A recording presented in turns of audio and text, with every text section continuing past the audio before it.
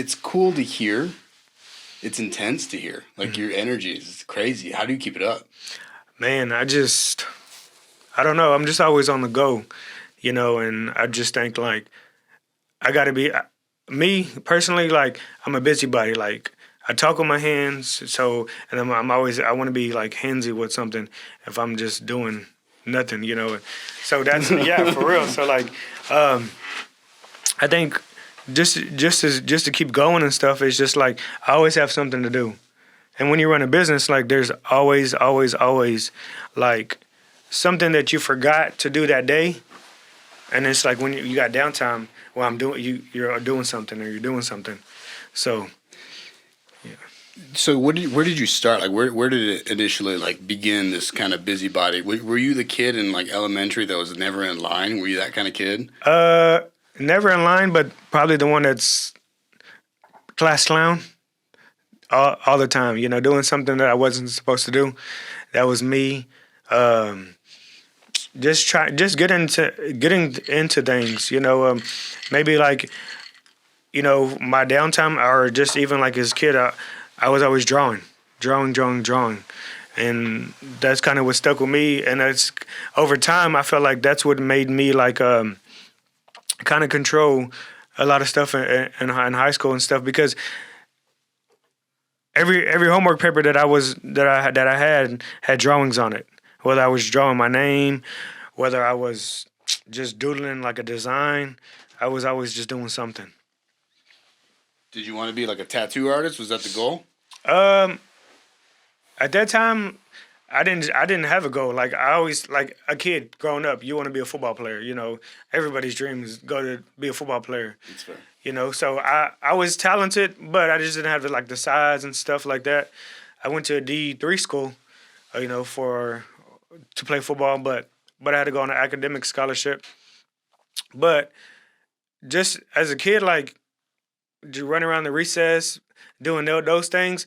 My dad was a welder. My mom, she worked at the ISD. So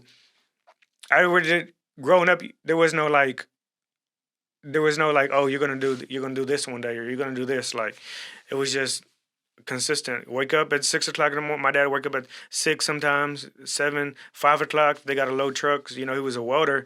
So just seeing them, it was just like, okay, well, one day I'm just getting the habit just doing the same thing over and over and over and over again. But me being like the busybody and stuff, I was like, I don't think I would be happy just doing that, working a 9 to 5 and being content. Like, I think it's the hardest thing. My parents did 9 to 5, and getting out, going to school. I also got kicked out my first semester of college, and I was wanting to have fun. I was powerlifting. That's all I wanted. Okay. I was a busybody kid in that I just wanted to work out. Like that's all I wanted to do. And if I wasn't in the gym, if I wasn't being active, then I was terrible in school. Yeah. Right. And it's like that's the only place that I felt good, and I got to college and it's like, oh shit, you also got to go to class. Yeah. I'm like, damn. So I didn't end up going to class pretty much really at all my first semester. I worked in a laboratory doing like research, and then I did powerlifting. Yeah. And at that point, I knew like this is like, I can't do a 9 to 5. Like, just do this lifestyle, because that's pretty much what school kind of teaches you, right? Like, it teaches you just to follow the rule and do the thing. Yeah. But then you have no guidance on like, how do you start a business? What does that mean? What does that look like? And so, like, just as you said, like nowadays, like CTE, they're trying to push technical like trades in high school, and I've been working with a lot. Like just this 2 weeks ago. What does CTE stand for? It's damn, you got me on that one. I know. I just said it's career technical education. I think that's what it is. So it's like a trade. You go a welding. You go and do you can do welding. They have cosmetology. Bryan ISD. So Rudder High School was one of the first in Texas to offer the barber program, and then it was a school in the Valley. So one of my friends was. I know that we offered it at my high school, Elsa, at Couch Elsa. I know we had like a cosmetology. I don't know that we had a barber. Yeah, cosmetology wasn't a lot. My mom actually was in cosmetology school when she was pregnant with my sister, and then she was in cosmetology. She dropped out. It took, I think, 2 years to go back, and then she got pregnant with me, and she was in cosmetology. She tried to get back into school, and she was pregnant with me, and then she just didn't finish, so she ended up getting her GED. But that's what she wanted to do. Like she was gonna cut hair. Did you know that? Well, obviously. Well, not, right? she told me that, like, that's like, she tells people, like, it's in him. It's in him, to do this, to be a barber or to be a hairstylist, And the crazy thing is, like, I didn't see this as a kid, but people know me. Like, the older crowd knows me, and my grandma. They know my grandma. Who's your grandma? Why Her name is Linda Pacina. So they knew her because she did hair in Calvert. She had a beauty salon in Calvert. And but so the crazy story is that back in the day it was segregated. Yeah. So my grandma would make sure she took care of everybody. So she would take care of the whites in the morning, and at night she'd take care of the blacks. She'll stay late, but they'll have to go through the back door. And I heard the story from one of the elderlies who knew my grandma. That I would start cutting his hair and stuff, and so his wife. No, his mom was telling me the story of my grandma. I was about to ask, was it generational? Like, are you cutting their hair too? Yeah, so Keith Trotter is actually, he's from Calvert, runs the high school. And so I've been cutting Keith Trotter probably since I've been at Funky Chevaux, and I left Funky Chevaux in 2014, I believe. What was your process? Like, when did you so you went to school, when did you first get, I guess, qualified or certified? Like, what do you call that? To be a barber, to get my barber license, Yeah. In 2011. So, 2011. That's when it was 1,500 hours at the time. And I was doing 8 in the morning to 9 at night. And I finished 1,500 hours in like a little less than 8 months. Damn. And now how many hours is it? Right now it's 1,000 hours, and you can finish it as little as 7 months. You can submit 185 hours a month as a school for a student. And do you work with Bryan ISD since they offer that within their CTE program? So just this past few months, I went to speak to DAP or DAEP. It's like the kids go, all the bad kids get sent there from the high school. So like you got high school, middle school, and you had elementary kids there. And I went to go speak to those kids, and my topic to speak to those kids was a second chance. Like you have a chance now because you're not in jail. But I cut kids that are in jail. I got friends that, Darius Bass, he works for the juvenile, and he tells me about all these kids. And we do haircuts and stuff too for the kids, and we do haircuts for everybody, like all the kids, the youth. Anybody that I can tap into the youth, like I'm doing something for them because like my kids are going to grow up around them.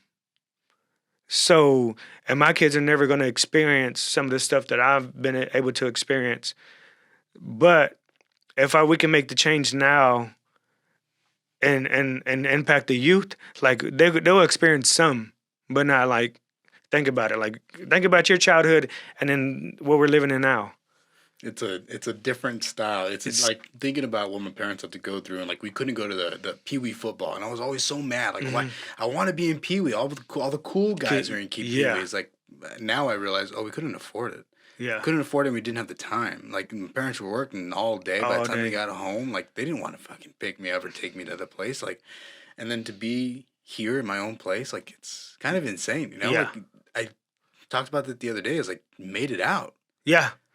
Yeah, and a lot of people say that, like, dog, you made it, and I'm just like, what is? But I would say, like, what's made it? Like, what has made it? Yeah. What do you think? And so I say, like, you say, because if everybody, like, a lot of people that I hang around with, like, literally, like, they all didn't come from nothing, and it's not to blame nobody, but it's just like how generations go. Like your parents are supposed to build for you as you're supposed to build for your kids, but not everybody has that opportunity. Maybe it's financial stuff, or just maybe that's just not just taught. The right environment. The right environment. It's not that nobody's still instilling education into us. So I said, you know what? Like, if I create a big enough platform one day, I would be able to tell kids now what they should do in the future. Because think about it. Like, have you ever just said, damn, if I only knew this sooner? Yeah. Everybody says that. Yeah. Everybody says that. But you can't change everybody. Like, this is a room of 20 people. You can't change all 20 people. But if you can change that one, you can change at least one person, then you're doing something good for the future. So it's like, because I went to speak to these kids at the College Station High School, and I taught economics class, 6 periods. I never thought I would be teaching anybody, you know. Maybe a coach one day, you know, because I loved sports. Yeah. I said maybe I'll be a coach one day, but I never thought I'd be a teacher.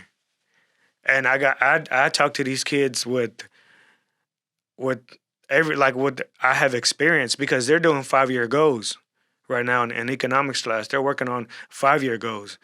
So I said, oh, cool. I can for sure tap into that, because I set goals. And where I'm got to in life is because I've set goals. And when my students in school, chapter 2 is about setting goals, life skills.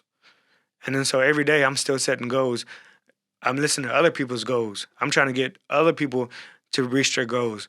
So like I was like, bro, I can kill this class for you.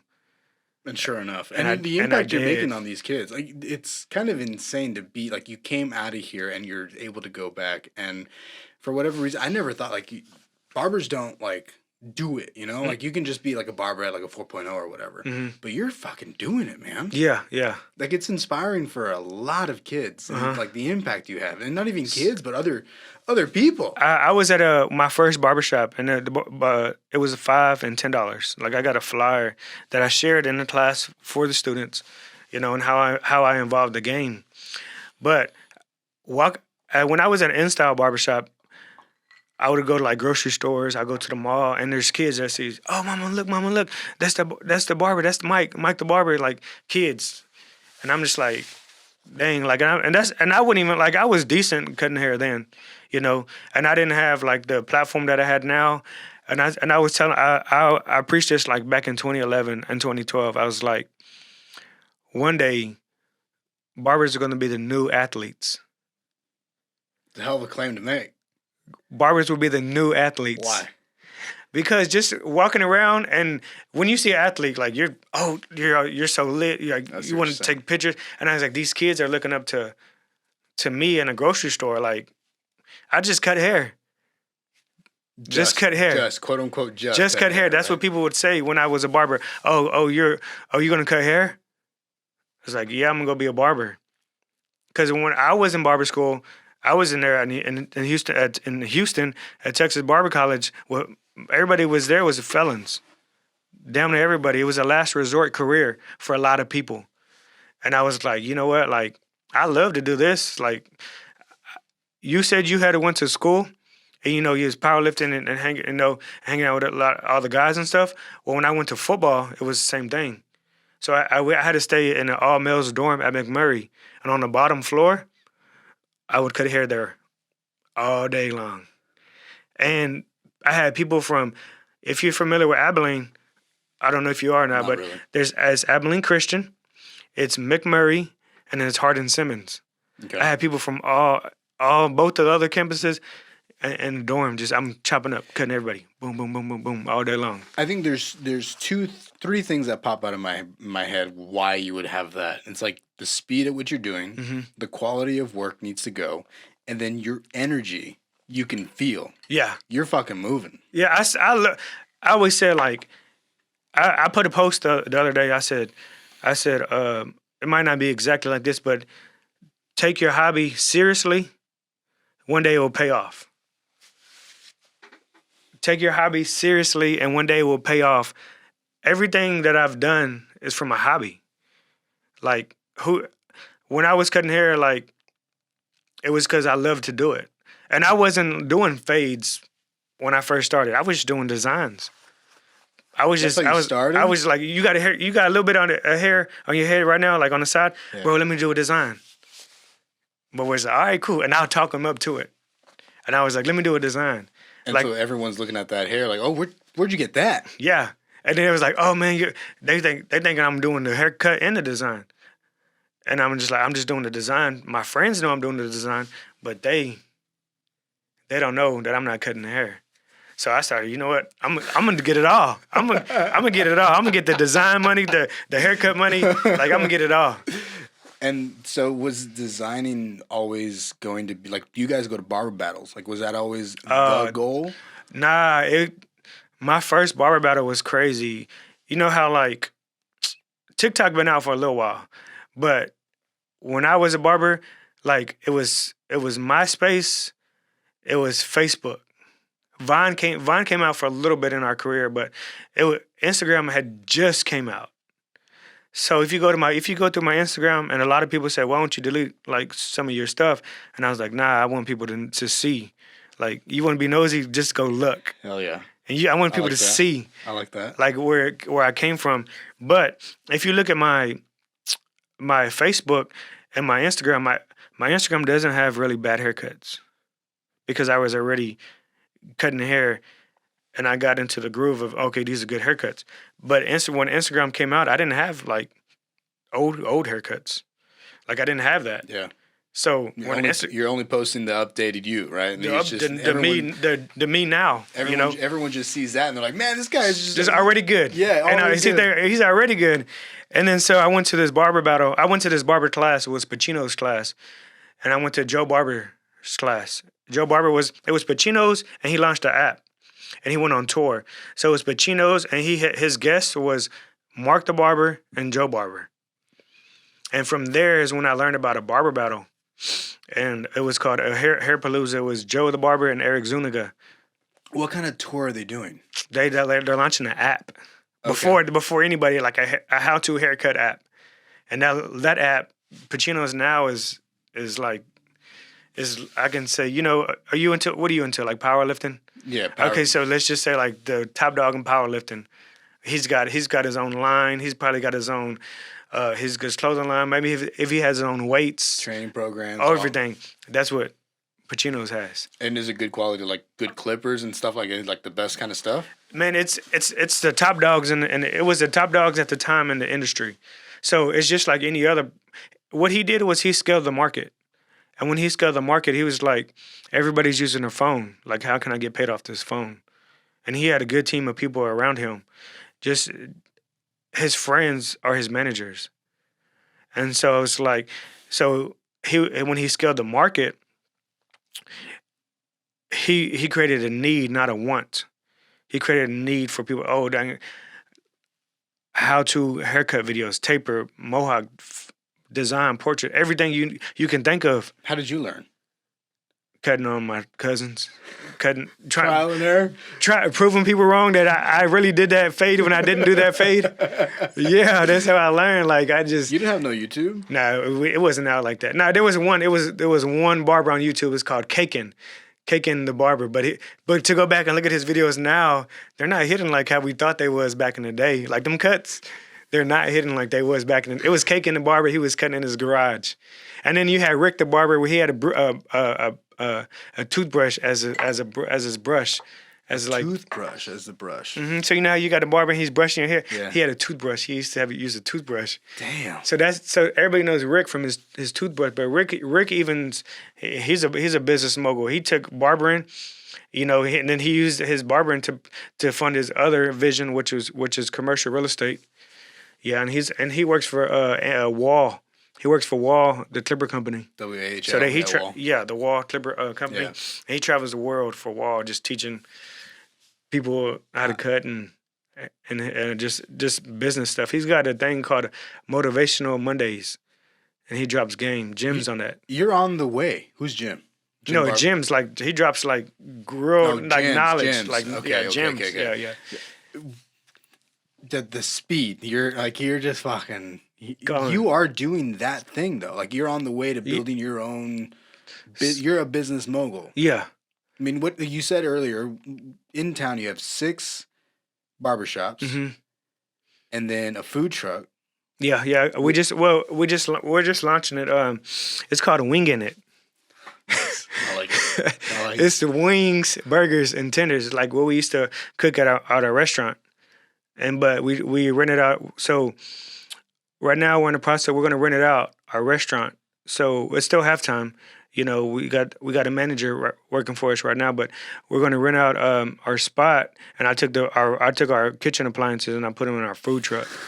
I bought the food truck because we was gonna use it because our business was booming before COVID hit. Business was booming. We have the best wings in the city. Man, but it just wasn't out there yet. It wasn't just out there yet. It was like people who knew us came, but then when COVID hit, it was just like a lot of businesses stopped. Yeah. And then so we didn't push the food truck. We focused on the storefront. You focus on the building, and then we got the opportunity to purchase everything. We bought the land, the building, the land. We own everything in there. So it was like, dang, like one of my business partners, his business picked up in Cuero. He's into like construction, dry wash your rock and stuff. You have to be surrounded by a hell of a community. Like the people that you are like that are. I think I'm a hell of a motivator because I make them do something. Like there's a lot of people that's been around me, but they're not around me no more. There's a lot of family that's been around me, but it's not around me no more. Because like you have to bring something to the table because we're all growing, and it's like I just want you to be successful for yourself, not for me, because I'm gonna do my thing regardless. Just bring something to the table because, like, for instance, if we go out to a place like my goal now is not to travel the U.S., it's to travel the world. So I want to do that with my partners. I want to do that with my friends. But not that's the life. That's making it. That's when people say you made it. Okay, well, what's making it for you? Like that's what I tell people. Like, what's making it for you? Because you say I made it, but I haven't even done what I wanted to do. But that's what I was saying earlier. Is like people come from different aspects of life. It's like if you got a family who had to leave Mexico and had to come here and start a new life. You like for them, like. Making it is being a server in a restaurant. For some people like that, and that's for them. That's they're making it. Yeah. And then some people it's like, okay, well, like you said, buying a house. That's your vision of making it. I've bought a house, and that was okay. I made it.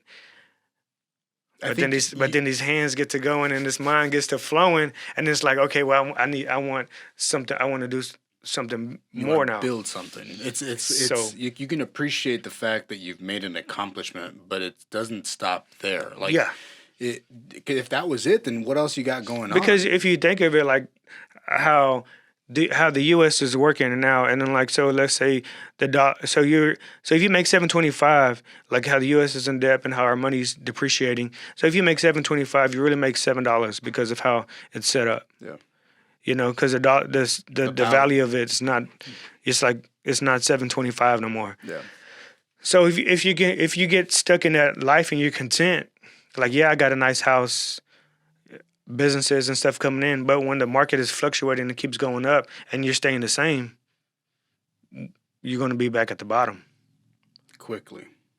So it's like, okay, well, this was good, and like I've cherished it, I love it. But now we got to go back to work. And that's the mindset. We always got to go back to work. Until you have enough forms of income coming in, you don't have to look at your bank account.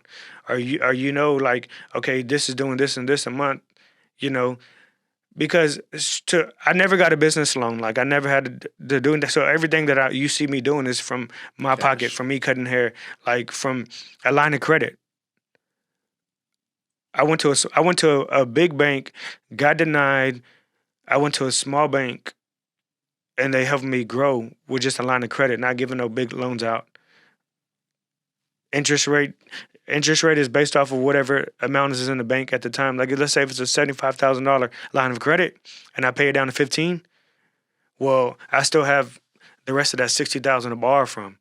If you get a loan, you're paying interest on that 70,000. No matter if you already knocked it down to 20,000, you're still paying interest on that 75,000. All right, go over that one more time because I am definitely interested in this. So if I pull a line of credit from a bank, and you have to have collateral. Like you have to, right? Or something like that. How did you find out? Like who guided you down this, or did you just call a bank and be like, "Yo, what do I do?" Because I got told no so many times. I was like, damn, like us being trying to be entrepreneurs, us being, trying to make it, and then we're not educated, and then so you go to a bank, and they tell you no, and it's like, damn, like, well, why no? Okay, you need this, and this. So they give you information, and then even if you do it, sometimes, like, it depending on what bank you're at, like, you're just not always guaranteed. So I was like, dang, like, I'm bringing all this money in to this bank for you guys, all this credit card processing, and you're telling me no? So I was like, okay, cool. I'm going to take my stuff and I'm going to go somewhere else. I went to, I had a conversation with my dad, and I was telling him, like, man, I was telling him that what happened with the bank and this, and that, because, I couldn't be like, hey, Dad, let me get $100,000. I want to open a business. Yeah. Don't got it. It's not there. So I was like, okay, cool. So I had to get it on my own. So I had to start learning. And then he had knowledge, because that's one thing that nobody can ever take away from you is knowledge. He had knowledge, but he didn't have the funds. He had relationships that he built over time by being an honest man. So he said, well, you know what? Go talk to Randall. Go talk to Randall at the bank. Go talk to Randall at Citizens Bank. Citizens Bank is a small bank. Like, they're closed at 3 o'clock. They're not open on the weekend. They don't have Zelle.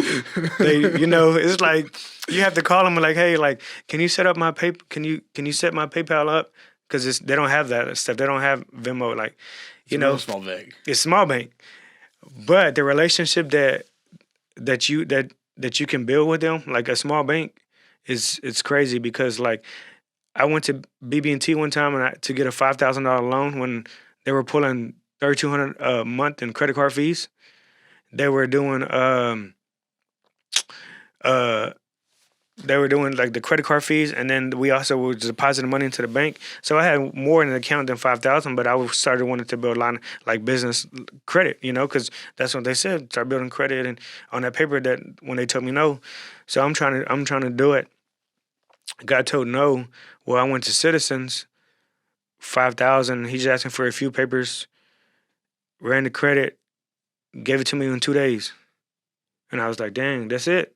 This easy, like, and I was like, man, like, and then so 2 things I want to touch on. Mm-hmm. The fact that you find the place that's going to fit you, Mm-hmm. right? Like, if they keep on telling you no, you just like, all right, well, there's somewhere else. And Yeah. I think that a lot of times it's so easy to think, oh, they said no, that means all banks are going to say no, so why are you going to try, right? Yeah. I need to just figure it out and do what they said, Mm-hmm. and then try again in 6 months. It's like, no. Yeah. Go try in 3 days or 1 week, 2 weeks, 3, like, somewhere go else. figure it out. Yeah. There's a bank out there that's willing to take a chance, and that to me is insane. The second thing was, you said now there's friends and there's family that are no longer around. Mm-hmm. Because of that energy, like, you got to provide, you got to put value, Mm-hmm. like, you got to be on the up. Yeah. I think that energy and that idea is really intimidating for a lot of people because it's so challenging. Yeah. But it's the right. I think like I feel that it's so easy for the other individual to say no, like, slow down, it's okay, stop it, like, why are you trying so hard? Mm-hmm. Like, in the valley they say that it's a bucket of crabs, right? The valley's like a bucket of crabs. If you the crabs are going to climb and climb and climb, once one gets to the very top, one of them's going to pull them down, so the crabs never get out, right? Mm-hmm. But there are people, just like there's a bank, Yeah. that's going to accept you and help you move forward. There's friends that are going to have that conversation and be like, hey, you got to get your shit together. Or, hey, how can I help? Right? Yes. Like, you got to find your community. And that's like when there was a head coach here at Texas A&M. His name was Kevin Sumlin. We became really, really good friends. We became boys, and I was just like, the conversations we were having wasn't conversations I was having with my friends. So I started conversating with him, and then his friends, I listened to conversations that they were having, And then so when you hang around 4 successful people, you become the 5th, right? And then so the opportunities that I was getting by being in that room that I was in with those individuals, it started rubbing off on me. So my mindset and our conversations when hanging out with the boys and stuff started changing. It was like, no, we need to do this. We can do this, but we need to do these little things first in order to get to this level and then get to this level and this level. So it was just like how those guys were living life and having a good time. I said, I want to do that with my friends one day. People that I came up with. Not people that came in to my life after I made it.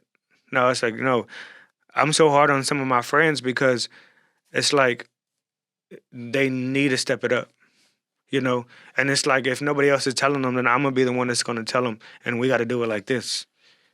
I think the fact that you're so comfortable saying something about it is really cool because I don't think I think a lot of times you'll have friends that are like, "Hey man, you think he's okay? Like, you think we should talk to him?" But you're like, "Hey yo, what's going on?" Let me holler at you real quick. You approach it head on, man, and it's just fucking cool. You're comfortable in being who you are. I'm real. Like people try to paint a picture of me that I'm not. You gotta know me. You gotta know me, and then you gotta see me for yourself because there's so many people that don't. There's so many people in this community that don't want to see a young, successful person come up. Doesn't even have to be me. Like, I'm not even talking about me in general. There's so many older people who are stuck in their ways that they don't want to see that change or that those younger people come up, that they start trying to paint a picture of bad people. Like, I've been in rooms where I was like, no, that's not even that individual who you're talking about. Like, he's not that person. But they're painting it to somebody else. And then that's probably the same talk about me in a room with some other people. You know, and I was like, just see it for yourself first, right? You know, because at the end of the day, I treat everybody the same until you burn the bridge. But then when you burn the bridge, then, hey, yeah, I'm that person that you said I am, like, because I don't fool with you no more. But at the same time, too, it's like if you're coming around me or if I see that you're not meeting your maximum potential, I'm going to let you know. And it might hurt your feelings, and I might be the asshole when you're around me, but the moment that you burn that bridge and you get to sitting there thinking like, damn, like, I really appreciate that man for doing this or saying this or doing that. Because it was people who burned bridges and they hit me up and apologize and be like, man, I'm in your shoes now and I really appreciate for the stuff that you done for me. And I'm saying, okay, cool. Like, I tell them to chop it up, whatever. But I don't bring them still back around me because, cool, thank you, appreciate you apologizing. Wish you success. I'm glad you feel that way. It's tough being a business owner, this and that. But my circle is still my circle now. You can't come back. Once you're out, you're done. You always been like that? Nah. But since you ran a business, like, and I'm being like this, yeah. Because once, like, for instance, like, just say if an employee leaves a business, right? Well, you left that business, but now I got to focus on these other people that are still with the business because these people are taking care of me. So my focus is making sure I take care of them. I can't be worried about somebody else who's not with us no more. You got to put your energy into the people that are giving you that's energy. Here. I got to do that here because that's me. Like, I built this business. I sacrificed a lot for this business. You know, it was tough being a barber when I came up.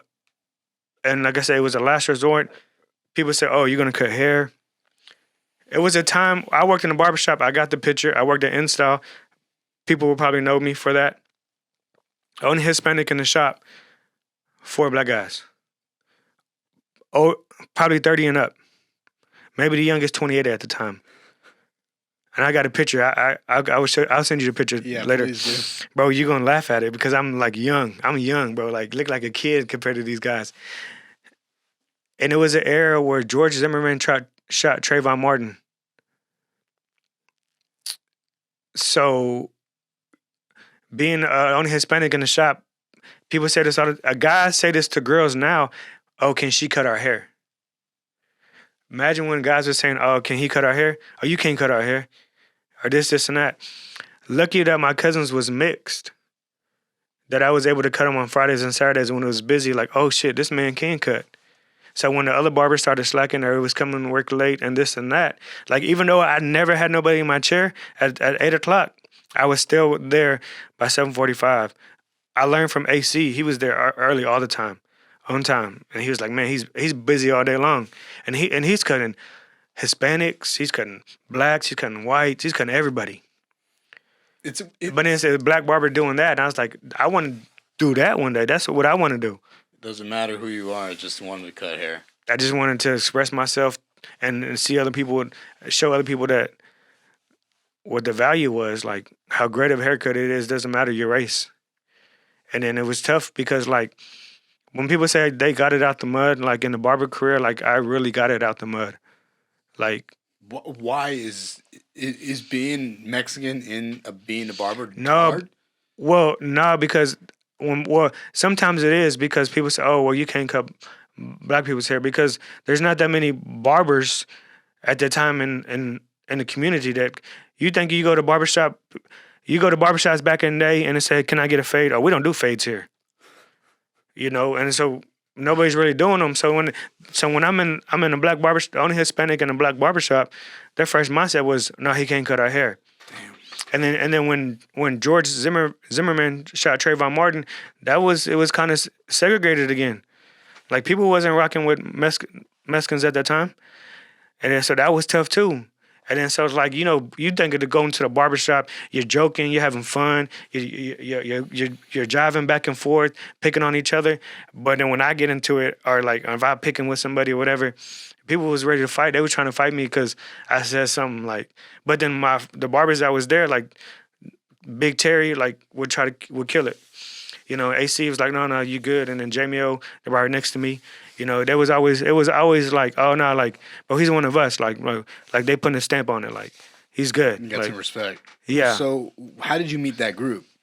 Oh man, I used to play flag football, and I used to be in Pop Warner, and then so Terry Ford was actually one of the coaches out there, and then so I knew Terry just from coming up and out there playing sports, and Terry he still coaches the kids stuff now. Big T. We call him Big T. Yeah, Big Terry Ford. Big T. He still cut? Yeah, he's got his own barbershop. I think it's in either Temple area or Killeen. And then AC has his own barbershop. It's called Elegance. It's on South College. And then now Jamie O actually owns the N Style Barbershop. Yeah, so it's great to see like people that I was around like still doing what they love. Barbering. You got over a decade of experience. Like, yeah, you've seen a hell of a lot in the industry, and the fact that you've been so disciplined, and I can't imagine how many heads you've cut. Crazy amount. It was crazy. The reason why I opened my own shop is because I went from that barbershop. I took the good. I left the bad. I went to a hair salon. I took the good. I left out the bad, but I was booked out I was booked out so much, people couldn't even get in with me. Like, it was like almost like 3 months in advance. Like you had a book, or you had to have a reoccurring appointment. Damn. And I would set people up on a reoccurring appointment because when I was in school, I was thinking like, dang, like how Pacino's launched that app. Like I was scaling the market. Like I was reading the book because I always tell people like, I believe history repeats itself. So think about it. In chapter 1, barbering is one of the oldest professions in history. Sure is. Next to prostitution. Prostitution has been around a long time. Barbering is one of the oldest. Right? Yeah, barbering is one of the oldest professions in history. So I tell people all the time, it's like before we were barbers, we were barber surgeons. We were doctors. We were dentists. The barber pole symbolized us being doctors performing surgeries. The red is the blood. The white is the veins. The blue. The white is the bandages. The blue is the veins. And the barber pole, so you know when you go to the barber pole, so you know when you go to get your blood drawn, if they can't find an IV, they start giving you the squeeze. Yeah. So the pole was when you squeeze the pole to create the blood, and then they put the pole outside, and then while they were doing blood letting, the bandages that were red from the blood, they'll hang them on the pole, and in the wind they start wrapping around the pole. That's pretty freaking cool. Yeah. Huh. So I was thinking like, damn, Wow. when I left InStyle, I want to be respected. I want to be known for what we are. Like people would tell me barbering was a last resort career, and I was like, nah, we was professionals back in the day. So like, how can I restore that? So I was like, okay. So I went from InStyle, I went to Funky Chevaux. I said I want to be more professional, so I want to do appointments. Doctors was doing appointments. Why can't I do appointments? And when you go to the dentist, they was booking you on a reoccurring appointment. I said, well, the dentists are doing it. Why can't I do it? I love the mindset. So I created Mike's Barber Studio. It was called this, the convenience of the service, when I was at Funky Chevaux, because you had to have a mission statement if you're setting a goal. So my mission statement was convenience of the service. But when I opened up my own barbershop, it was called No Wait Barbershop. It's just like, oh, what's no wait? Like, everybody used to being there, sitting there all day long in the barbershop. I remember back in the day, we go to one guy's house and you just sit on this couch and they're playing jams and you're just waiting like 2 hours. And so it was like, first No Wait Barbershop. Oh, what is that? And then Mike's Barber Studio. We had it jumping. So one more time, the names that you went through. I went to InStyle Barbershop on Texas Avenue. I left there. I went to Funky Chevaux, which is owned by Priscilla Flores, and we're still great friends. I actually helped her with a haircut today. Well, I didn't do the haircut. I just talked her through it. Nice. And then she comes to the barber school. And then I opened up Mike's Barber Studio, a little bitty shop, like 700 square foot. 700 square foot shop. It was 4 barbers in there. It was me, John Balboa, Jose Garcia, and there was Robert Galindo, and it was Gabe Ojeda. And then Robert left, Gabe joined the team. Then I ended up hiring Holly, Lex, Marisol. I had Clementine, and then I had Julio Colocho. They're all at that shop, little shop. We had to leave. We got that big 2,500 square foot shop. And you guys have been there ever since. Wait, the one off of University? Yes, the one we were behind the Fox and Hound. So where that development is now it's a little spot, right there behind where it was Fox and Hound. But now we're on a big spot in University, 2,500 square foot shop. Oh, okay. I see what you're saying. I thought you were trying to give a description. Now, you used to be behind Fox and Hound, and then you moved over into this. There's the big shop, whatever. 2,500 square foot shop, 21 barbers. Yeah. That's a shit ton of barbers. Yeah. You guys are always bumping. Like, that's one thing that I noticed when I first got cut there. I was like, this is different than anywhere else I've ever been. Like, the jams are similar, but, like, there was a level of professionalism that was like, this is different. So what I did, I took, like, think about it when I was at Funky Chevaux. I was the only man and I was the only guy in the barbershop. I mean, in the hair salon. But I was in the back corner, had my barber station set up. The reason why I moved there was because I wanted to do appointments, and that was the only place in the city that like did appointments. You know, that would allow a guy to work with girls. Yeah. So that gave me the opportunity. We had a nice looking receptionist. So think about it: if somebody's checking you out, she says, "Oh, you want to tip your barber?" and you tell her no. Like you probably was gonna hit on her. You was probably gonna hit on her, you know. Or so it's like, you want to tip your barber, and if you tell her no, then it's like, oh yeah. How much was the cut? Oh yeah. Leave him 10, leave him 20. You know. So when I was there, like my tips was like crazy, and then I was like, man, you know what? I love that. Let me put that in my business. When I was at InStyle, I had like people that had like a lot of money, wads of money pulling out. And, you know, our haircuts was like 15, 18. I do the most for 18.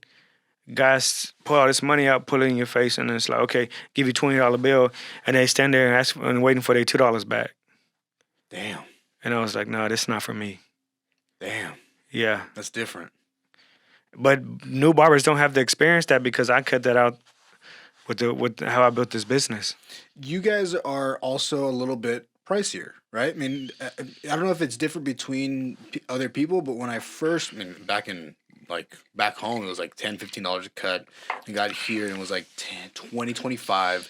And then I made my first bump with Jeff, and it was 40. But I sat in that chair, and I was like, oh, all day. 40 all day, right? All day. So remember when I started, it was 5 and 10, and then it was like 8 and 12, 15, 18. Then I left InStyle. I was like, I told them the vision before because we were going to start a barbershop called ATM. AC, Big T. So it was like perfect setup, bro. It was like so it was AC, was his name Anthony Cloud, says AC the barber, and then we call him Big T. Big T. So Big T and then Mike. So Dude, we was that's going to so start a good. barbershop called ATM. And then you're in College Station, Bryan College Station, where A&M's at. So it was like the perfect setup, bro. And then I was like, we need to do appointments. And they was like, nah, like, bro, we got the price to where it is now. Like, we good. Like, don't fuck it up for us. And I was like, I want more. Yeah. Like, we got to go from, And if it we do worked. this, like, think about everybody else is finna do this. And then we need to do this. We need to be ahead, not behind. So I was like, bro, like, we need to keep leading because if we're not, then we're going to be following. And I said, let's keep going. Like, let's just keep setting the bar. And it's like, but you think about it, when somebody is content, like, and they get that next level, that's where that's their being the server in the shop. That's their making it, you know? And it's like, okay, well, if that's your making it, well, that's not my making it. I'm still young. I'm still hungry. Like, I'm just barely tapping into this, like, and that's 2 years in, and I'm like, bro, like, where can this take me? Like, 2 years in. That's 2 years in. 2 years in. I was only at InStyle for 2 years, and I was at Funky Chevaux for a year and 4 months. Damn. And then I did my own thing. Not very long. Like, it's still pretty fast.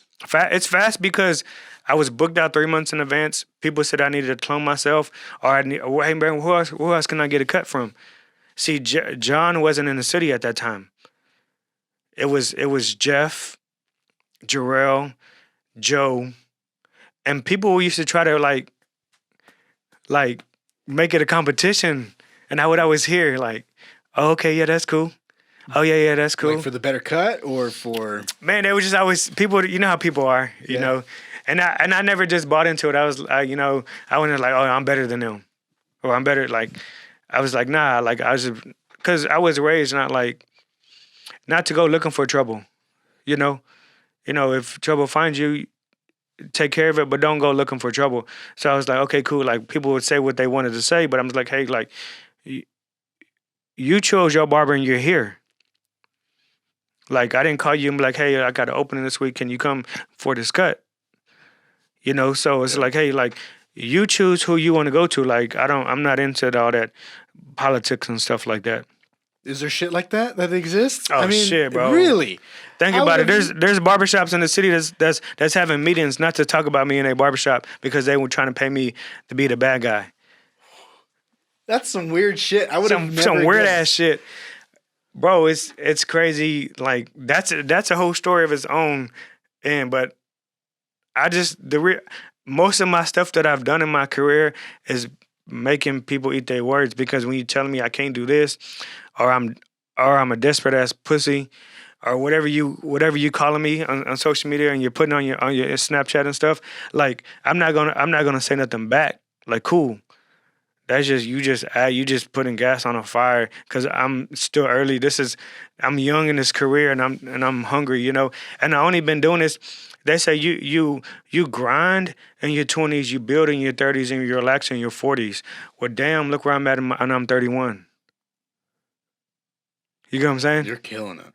Because I got goals, and that I'm reaching, and that I'm working towards. I don't get up in the morning and be like, damn, like, I got to go to work. Like, I get up in the morning like, damn, like, check this off the list yesterday.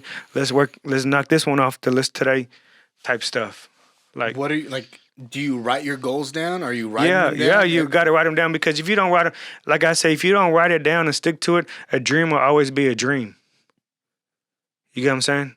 Yeah. Like, if you think about it, like, you put together that ring light, you don't know how to put together. So what are you gonna do? Figure it out. No, you're gonna read those. You're gonna look at them instructions, and it's gonna tell you first step, second step, third step, fourth step, fifth step. Yeah. You know, we're programmed in this world to just think like a certain way. But when you start reading, you start figuring out. Because when you read it, you it's like instilled in your brain. But when you listen, how many times somebody really listening? Because I wasn't listening when I was growing up.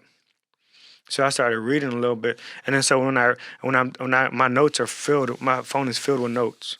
Do you do voice memos, or are you writing I type it up. I do points. Like I do points. Like I got to get this done, and I got to get this done.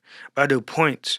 Like I don't write it out, or I don't do a voice. Well, I did. We do like a sound. Recently, I started doing voice memos, but I just learned that. Like I just figured that out in the phone. Yeah. So are your points, are they done in succession? Like you need to get A before B, B before C, C before D, or are you just putting out all before it was like that. Before it was like that, but now it's like points, and I just gotta kind of like elaborate. I feel like even if like me and Jeff was in we went to go see DJ Stein at on 3rd floor, and I was like, bro, and we was just sitting there and we was looking at this video. And I was like, bro, think about this. Look, check this out. I said, and we put this in our notes. He was like, bro, put it in your notes now. Like, put that in your notes right now. And I was like, bro, and then so we're going to run this advertisement in our shop. Like, we're already working on it. So if y'all still cool, we're already working on it. So watch this. So think about it. Like, bro, it's a music video playing. No, it's a video advertising that bar playing a song over it. It's just boom. It's just their advertisement video. Whoever shot it did a hell of a job because it's like it's like a dope video. I said, look, I said we be playing music in the shop. I said you're a DJ, Stein's a DJ. I said y'all can put an hour mix together, and we run it like 3 times a day. I said, but we can go to local businesses and be like, hey, because we got a team of people now. Like Joe can go shoot the video. You or Stein can put the song on it, and then so the advertisement is video advertisement all day long. From whether we're not listening to that mix or whether we're listening to the mix, it's advertising your podcast. You know, it's when it airs, whatever you want to say about it. Like you and Joe work together, and y'all figure that out. But how we're going to do it is we're going to sign people up. Because I've been doing advertisement since I've been opening this business. And people have been tying, now, before it was month to month, but now people are tying you into a contract. Oh, it's 6 months. Oh, it's a year. Oh, it's 3 months. All right, I'm been learning. So I'm doing the same thing now. So I said, okay, well, check this out. We're going to run this video and this advertise whatever you want, and it's going to be played in the barbershop. So what are you doing when you're in the barbershop? You're pretty much looking at the TV. I don't know, man. Or you're looking around the barbershop. Jeff just puts me to sleep. I'm just laying there fucking out, dude. It's a massage. But yeah, no. But some people, if we have to wait a little bit, you're watching the TVs, right? Oh, hell yeah. So we're running advertisement of whoever's business who wants to be on it. And we're putting even if they have a song that they want to put like hey, my favorite song is, you know, whatever song you like, you know, Nonstop by Drake, right. you know, so you put that on there. Right, we'll put the DJs mixing together, and it's just like because that video was just playing, and then people were intrigued. I'd be like, "Damn, that's nice, this and that," and I can run you, and I can give you a deal for one shop, or I can give you a deal for all the shops, 6 shops or 8 shops, depending on what you want to pay. I can put you in the mall, I can put you in Navasota, I can put you in Caldwell, San Antonio, and in the Brazos Valley. Damn. But it's all depending on what you want to pay. You get what I'm saying? Yeah. I mean, the more places, the more, you know... exposure that your business is going to get. Exactly. And I have my barbershop is filled up with business cards, but I was like, man, like I always like to declutter. But I don't like throwing people's stuff away because they spend money on it. But I'm like, dang, like sometimes I don't like how that looks. So I'm like, hey, let's work on putting it up here. You can look a little messy, but that digital platform, it's growing insane. And you can put your QR code on it or whatever you want. Like you and Joe work together. Y'all do the video. He gets the vision because he's a visionary too, and he's how he's going to shoot it and make it pop. Like he's going to do his thing. Is Joe a barber? Yeah, Joe Lewis. Joe Lewis. He's the one with the glasses in the back right corner. Okay, I've that's Joe Louis. never talked to him before. Yeah. He always has that hair painted or color. Yeah. Okay, sweet. Hell yeah. Like ball fade. Yeah. That's Joe Louis. And bro, everybody that's on my team, like I say, they do something that's an asset to the business, and that's why the business has grown. But we didn't always have 6 shops, and we always didn't have 21 chairs, like 21 barbers. Like you talked earlier about price. You said until you met Joe, the price was that. You said you guys are kind of high. Well, we always had the best. We always had the best barbers in the shop. Whether it was the 4 of us at Mike's, and then we all grew up together as a team at Mike's. But before I changed it to Goldstar, like you can go up the street in Northgate and get a haircut, and that $30 haircut wasn't like our $30 haircut. Yeah. It was like, oh damn, like it. And when people raise the price, this is why I tell people it hurts the industry, but it helps the community. Because people's vision was like, damn, like that barbers don't cut good enough to be charging $30 until you met this barber, or until you met these barbers. You get what I'm saying? And it's like, damn, like this $30 haircut worth the $10 tip. Every time. Hell yeah. You get what I'm saying? It does. Yeah. So before we had 21 chairs, but we only had 11 people rocking, and then we had 12, 13, 15 for a long time. It wasn't until around COVID, maybe 2019, I think, till we had 21 barbers. It's a lot of barbers to have. I mean, that's a lot of barbers to manage. Tell me, like it's crazy because to manage, you just said it because I was going to say that. It's to manage because there's people that are great at what they do, but then there's people that are great at what they do, but they can do more. And you see, the thing that is cool is that you give space for it. Yeah.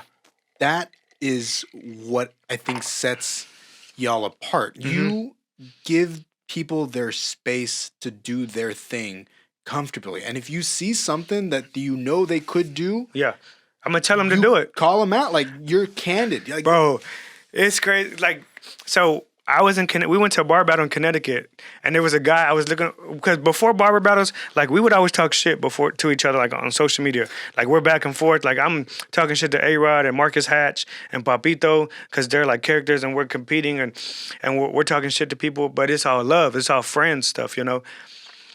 And then, so when you go to these shows, it's like, damn, he's about to do the same shit we're finna do. But we gotta up it like this. So I tell my boy Rob, because he was my model at the time, I said, bro, you gonna learn how to break dance. He was like, when? I said, right now. Like, we was like, bro, it's the night before the battle. Like, we're in Connecticut. I said, you finna move these beds. Are you gonna learn how to DJ? And it's just like that. It's like that, like, cause it was thinking stuff on the go. And it's like, damn, bro, like I think I can do it. And when you think they can do it, then we gonna do it. You're bringing added value, and you're helping other people see value in themselves that they did not know existed. Yeah. Rather than taking it away to make yourself feel good. And that's what I said. People gotta know me for me, not for what somebody is trying to paint a picture of me. Like, because at the end of the day, like, I don't need you around me, but I want you to around me. But you gotta bring something to the table. Cause I'm good. Like I cook out all the time. I invite everybody over. Like my friends, they family, everything. And I cook, and it's like times when we cook and we don't say, hey, everybody pitch in $20 for food, and I'm gonna do this. Like, no, what do we need to bring? Just bring what you're gonna drink. That's it. We got everything else. Bring yourself. That's it. And we have a good time. It's just like it's all love between everybody. And that's the greatest thing, because when you put those people around you, like, people say, how you, if I was in your shoes, I'd be stressing. I'd be like, I don't. You got a community. You got people around you. I got a great support system with my wife and my kids and my family, my mom and my dad. Like, everybody that's around me, even my in-laws, like, you know, it's everybody supports what we do. So it's like, okay, well, fuck, we had a bad day. Fuck it, like, tomorrow we're gonna make it a good day. Like, we're not gonna dwell on the past. Like, we're just gonna keep moving forward. So when you sit there and you think like, damn, like, when you let it eat you up, it's gonna eat you up. Yeah. So I had to learn, like, fuck it, we're gonna kill it tomorrow. Break through those barriers. Don't Break through 'em. Don't let those. I was just having a conversation earlier. Do you know Luis Cristerna? Luis Cristerna. I'm bad with names, but if I see a face, Yeah. So he was at Tucker Construction, and then he moved over to. I probably know him. Then Tucker Construction. Good guy. I mean, just fucking like an animal of a human who's just like, we're gonna get it done. Yeah. And the thing that he said that I loved was today's a character building day, and I was like, it's not a bad day. It's just a character building day. Yeah. I love that. It's just that's exactly what it is. And you're not dwelling on it. You're moving forward. You're looking at the next day, the next opportunity, and how are we going to figure it out? Yeah. All right. If this is what you really want, if you really want to do this thing, then go figure it out. Yeah. There's people there that you can ask people. After the conversation, I was like, man, you're right. Like, I need to be asking more people. I'm already like churning out like 5 a week, but it's like, but then now I keep going. Yeah. Don't stop. Like the gain train don't stop. It's stuff like it's crazy because when you're in the industry, like any industry, like, and when you set a goal and then you break it down to like daily stuff, it's like, damn, I go to the grocery store every day. I see a bunch of people. I go to dinner every day. I see a waiter. I see a bunch of people. And I'm just like, stuff that I do every day, I'm not even advertising my business or myself. I said, successful people advertise their stuff all day long. So it's nothing but passing out a card.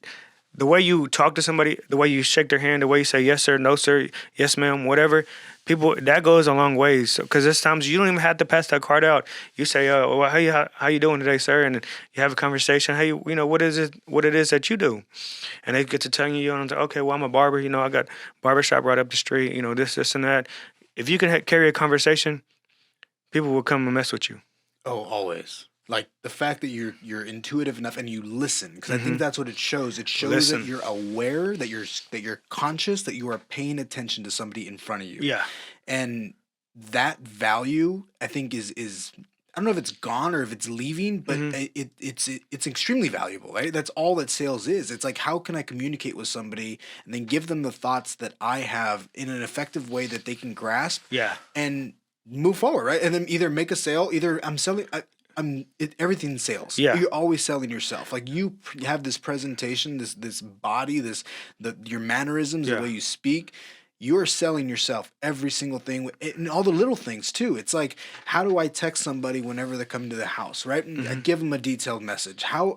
What do we say? What happens whenever we get to the house? Right? Yeah. The house is clean, the restroom's done. Like all the details are going to be taken care of. Because that's the presentation and that's who I am. That's what the level of standard we're willing to accept. Yeah. And so like me and someone, like kind of how you were talking, like me and someone were, one time we was joking because they used to say he always look mad. And I'm like, bro, I'm the same way, looking like, I look like I'm always mad, like, like harder approach, Yeah. But then when you approach us and it's just like, damn, like the way you talk, the way you carry yourself, the way you speak, like, it's different, and it's just like, what's the way you were raised? You can't control how you look, but you can control what you do and how you speak to people, and you can the level of respect that you give to other people. You can control that, but not every, like you can go get plastic surgery, and all that other stuff, but like, nah, like you can't control how you look. Like if they look like, oh, you're hard to approach, like, okay, well, until you approach that in person, then it's like, okay, well, damn, like you really are cool. Or you really are hard to approach, right? Yeah, it's one or the other. Yeah, you're one or the other. But like you have, like, I love going to like I like getting samples at HEB. Oh yeah. And like the ladies are, they're always just bored. Like, we have a one whatever. Hi, how are you doing?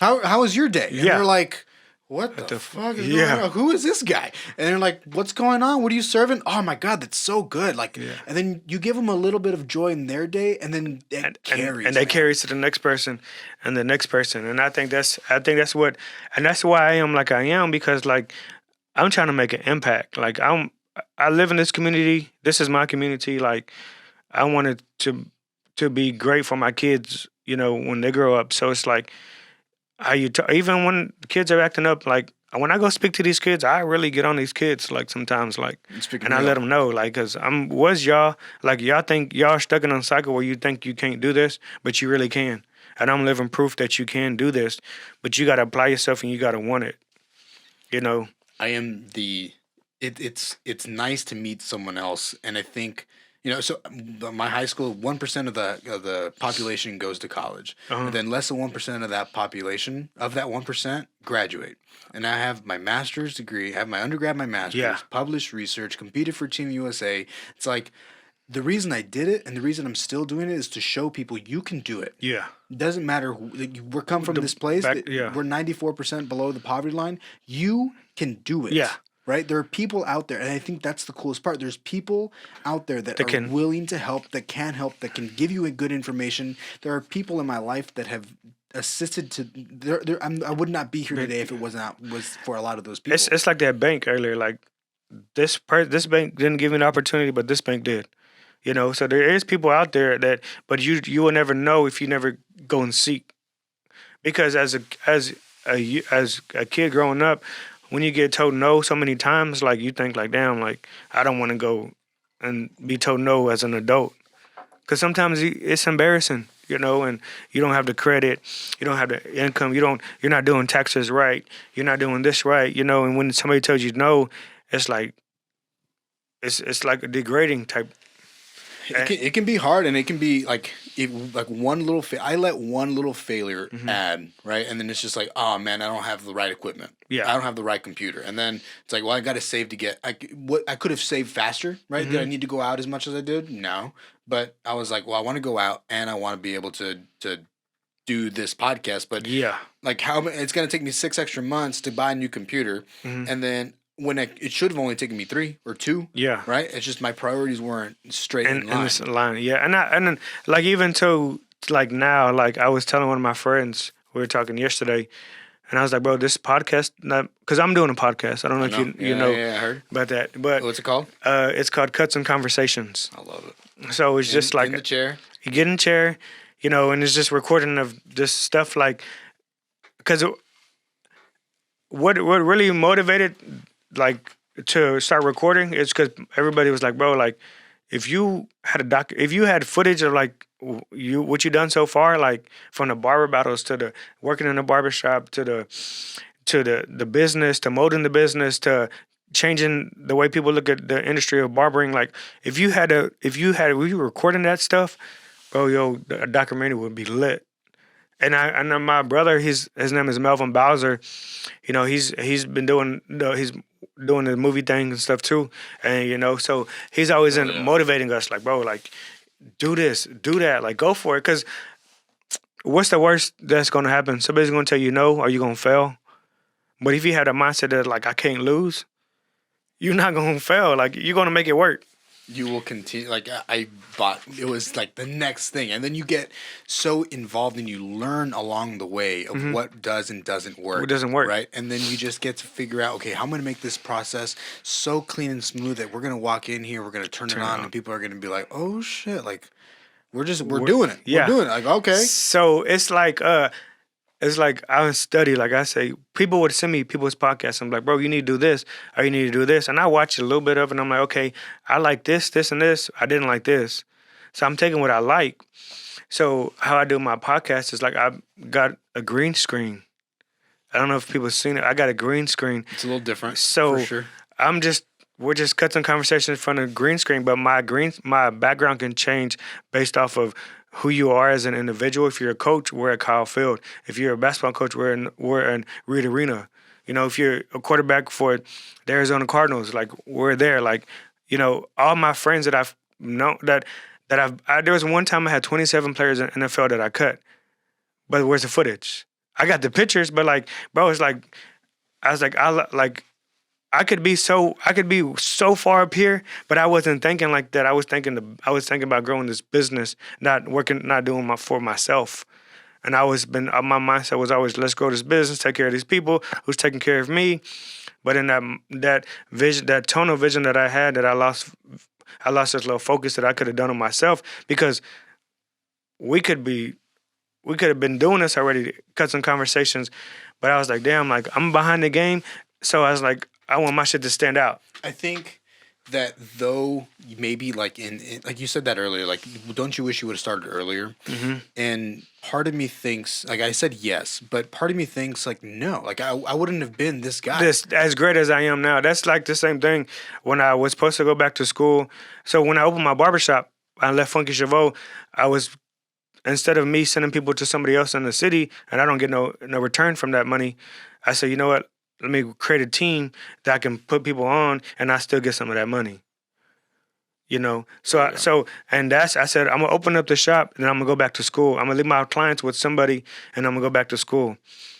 I was supposed to go back to school in 2016. I didn't go back. It took about almost 2 years to go to school when I wanted to, and then I didn't open the school till 2020.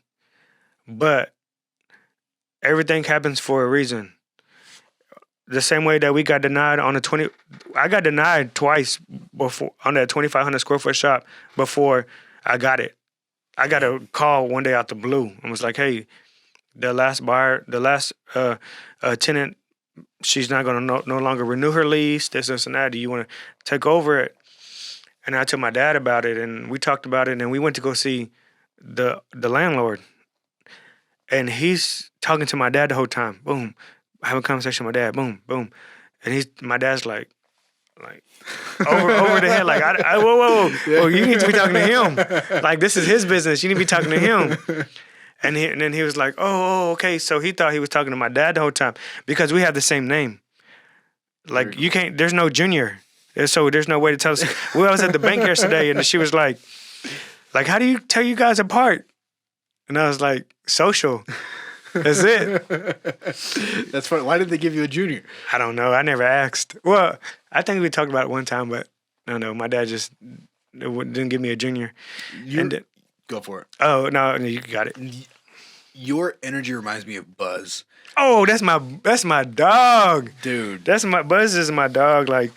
Like Kevin Sumlin, we still talk every now and then. I still keep in conversation with Joey and Jackson, and then Charlene. Like she used to check on the girls because like her girls are older, so she just kind of like got attached to our kids, and I always wanted to check on the family. That's cool. But when I started cutting Buzz, like he put the barbershop in the locker room. Kevin Sumlin did it.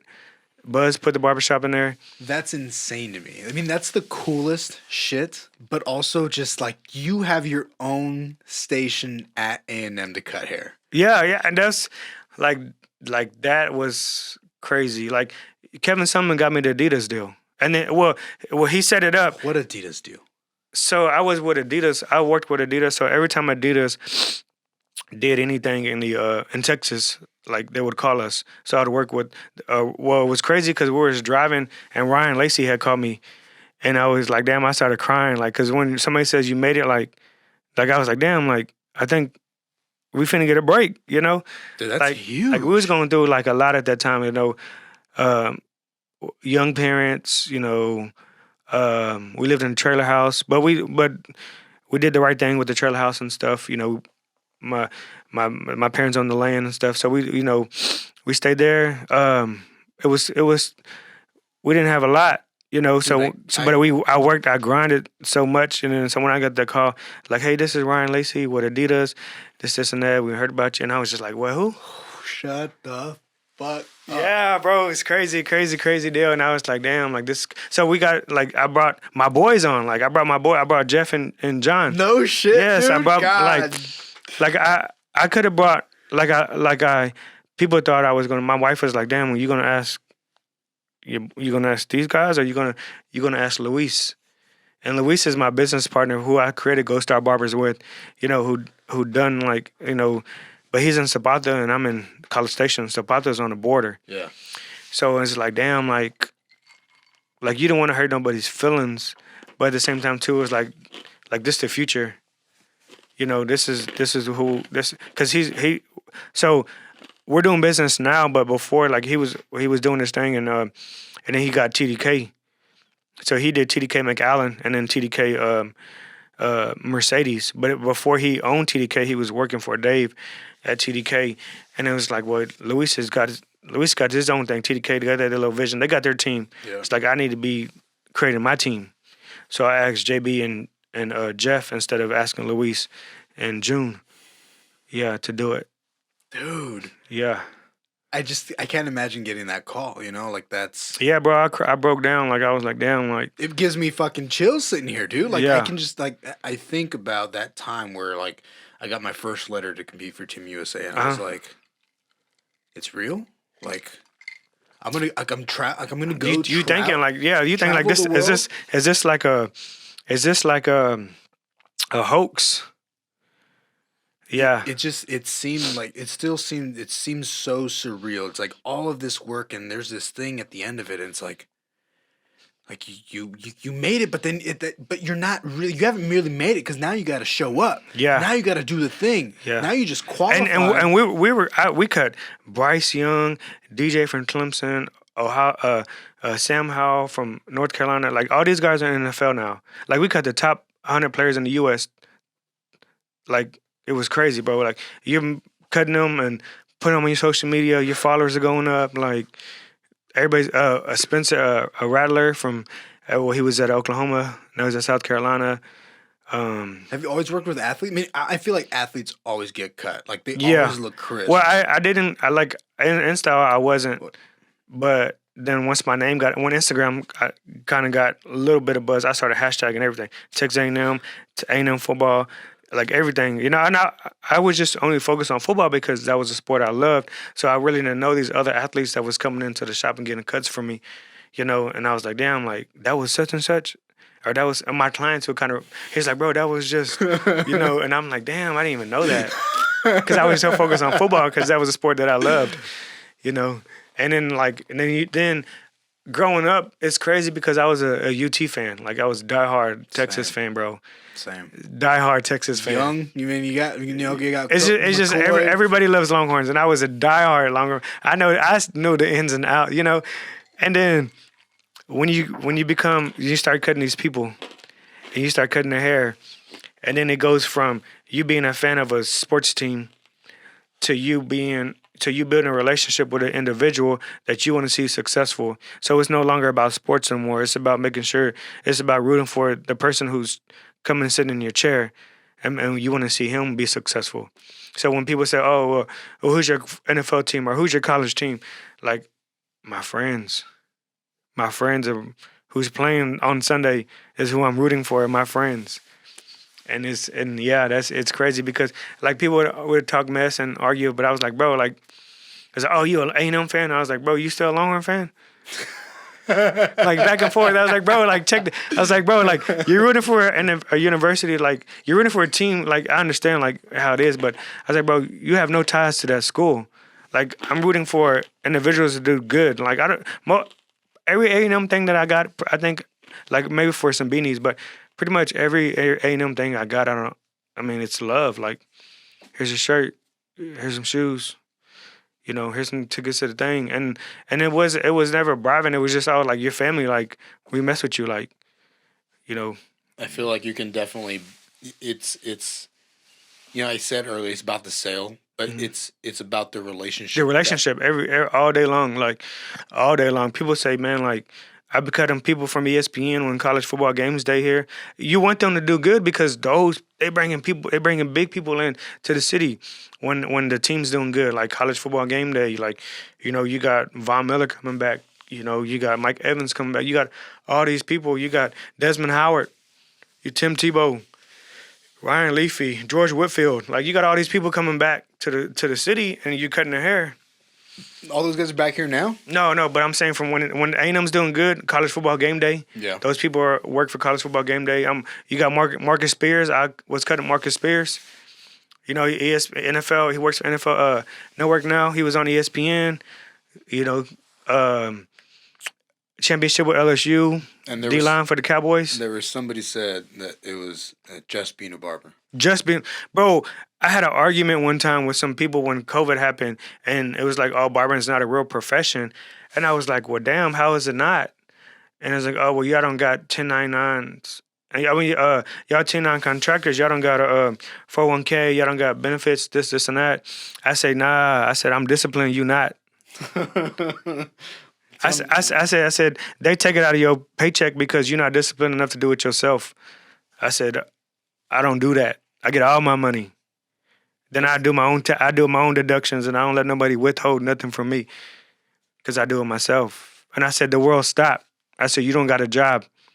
I said, they still calling me for haircuts. Police officers, and we can't be cutting hair.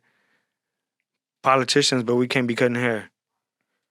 Right? Coaches, everybody, right? And then when the world stopped, they created this bubble in Orlando somewhere, the NBA bubble. Okay. Right. NBA bubble. And they had 8 barbers and 6 stylists there. And how many people did they have that? I said, but this not a real profession. But the world stopped, and the sports is still going, and they still need who? You gotta look clean. We're essential.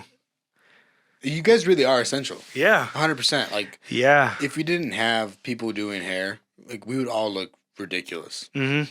Just Think nasty. about it. Nasty. Think about it. If you're in the service of business and you're not keeping up with your personal grooming, like, how are you gonna be a face of somebody's business? Then you don't look like you don't look like.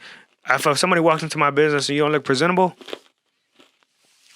I think it's the responsibility of if I have a client, it's my responsibility to carry myself the best that I possibly can. Mm-hmm. That means sleep. That means working out. That means a cut. Yeah. That means shoes. Everything comes together. Yeah. Because that is what you are getting. It is a holistic idea. It is not like, I'm only really good at this. Yeah. It's like, no. I need people to help me with these things maybe, but I can't do my own hair. Yeah. But I know somebody who can. And I know that what I'm looking for is the highest tier quality stuff. Yeah. I'm going to find the highest tier quality Because you think stuff. about it, if you're investing to yourself, can I allow you, or can I make sure, like, can I rely on you to be investing into this business? If you're taking care of yourself, can I rely on you to take care of this business?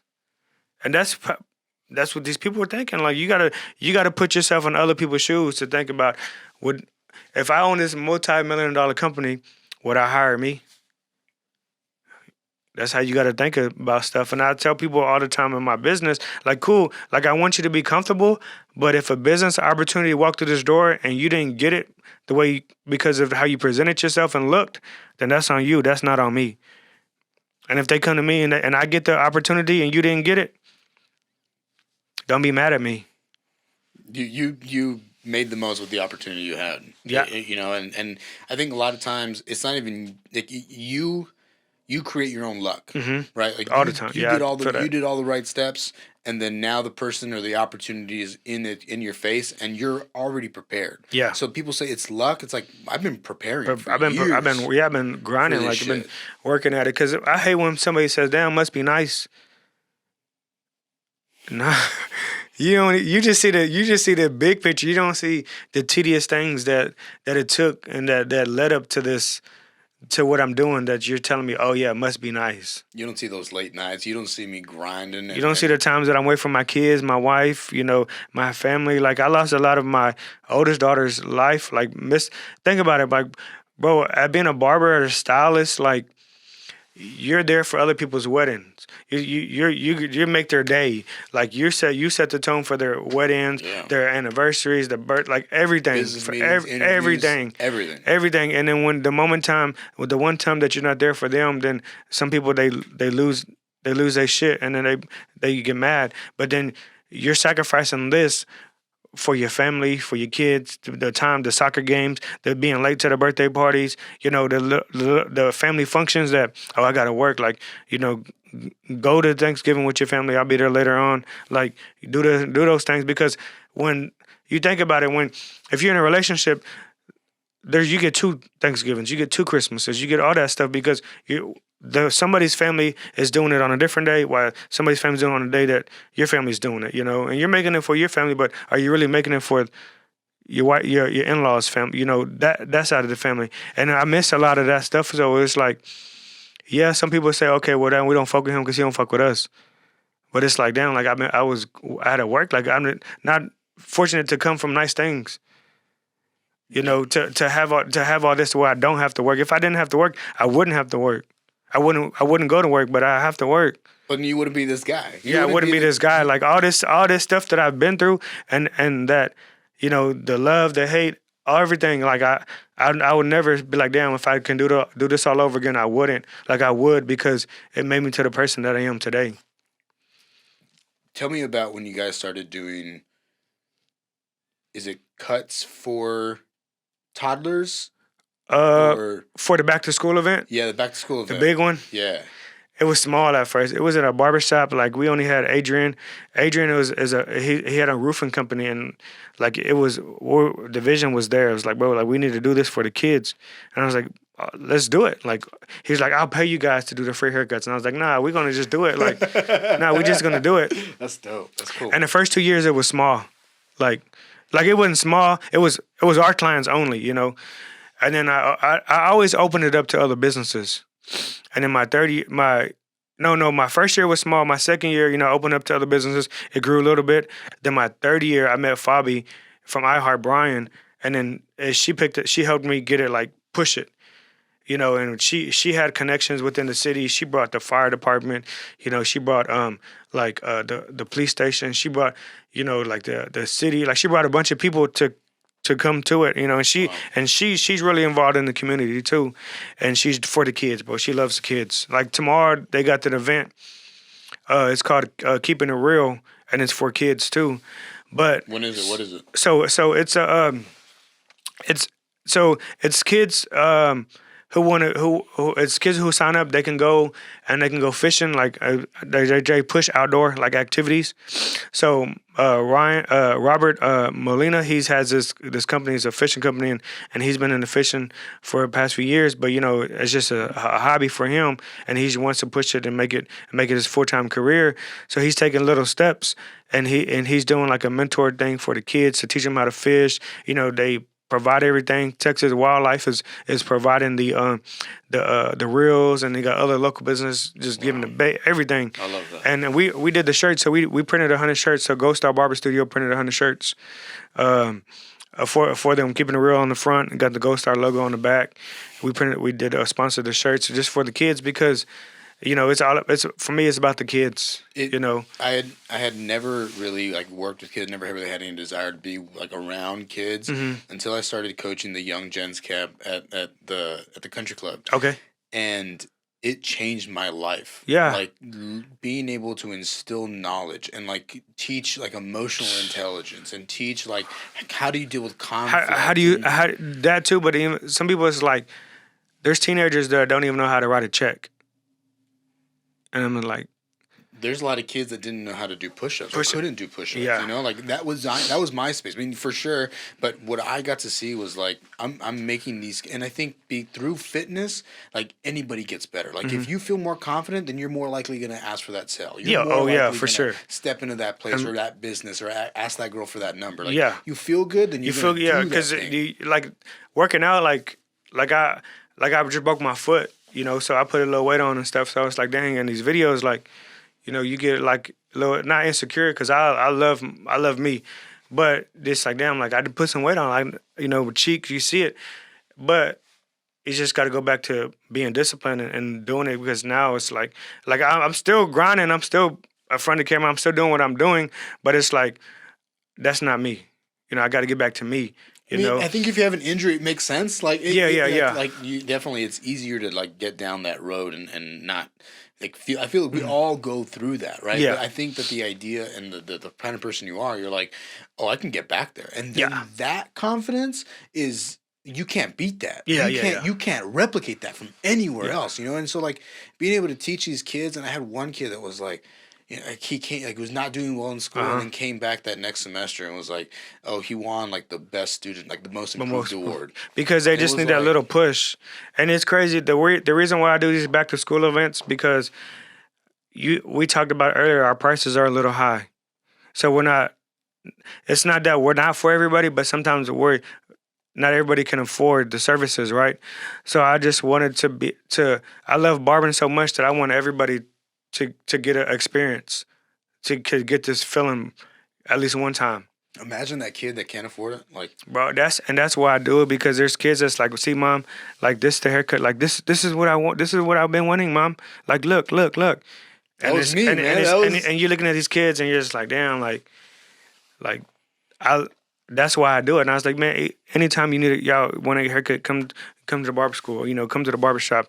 You know, I have somebody who'll take care of y'all. Yeah, it was like, I remember my dad always cut our hair. Like that's all we could do, and I would always like go to school and see these kids like with fades and with highlights. I was like, man, like I want to do that. And then I'll never forget, like I got highlights 2 years after everyone else. Like we could finally do it. Yeah. And everyone was already out of it. Out of it today. I'm the kid with the highlights. Like that's old. Yeah. I'm like, oh shit. I see that a lot too. Like and they miss the trend, but it's just like I tell them, and you see it now. Like the trends are coming back, like the mullets. But now you got the perms, and then they got the curly, and you know you got the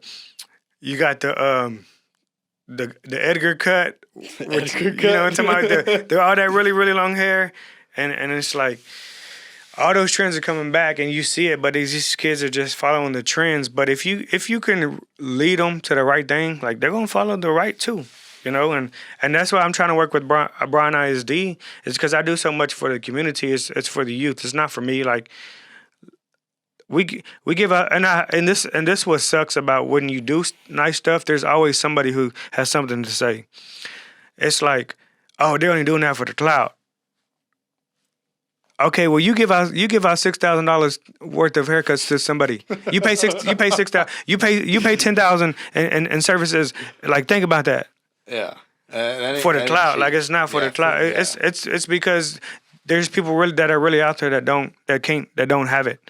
You leave an impact that changes a kid's.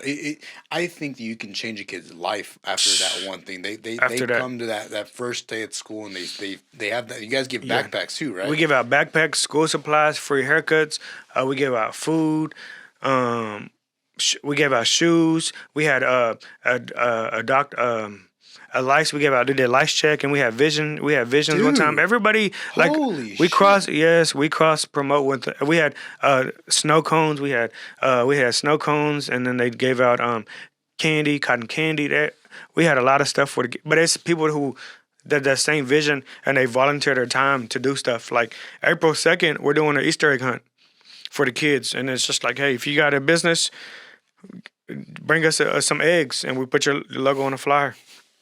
That's cool. Yeah. Did you have that? Like, did you see that growing up? Like, was that around, or was that? Nah, it wasn't. It was just like feeding off of clients. Like, because think about it, like, you got a lot of clients that come into the barbershop, and nobody really knows about their business. I'm like, hey, like, come to these events with us.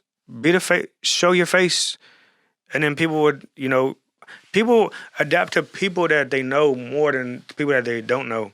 Like, it's times where people is like I might want to go get a massage, but I'm gonna go to somebody who I know and compose who I don't know, because, you know, and I want to give them give them my money, you know. Yeah, I want them to be successful. You know? Like, and that's what I'm big on. Like, I'm big on like small businesses, mom and pop restaurants. Like, I'm big on stuff like that, because I know what it's being a business owner in the community. I know how long. Think about it. How many kids, our parents, our kids ask us to sponsor to whatever they got going on, and we a lot of times do it. But if you go ask Chick-fil-A, you know, if you go ask Walmart, if you go ask, you know, Amazon, you go ask, you know, Best Buy, how many things are they sponsoring?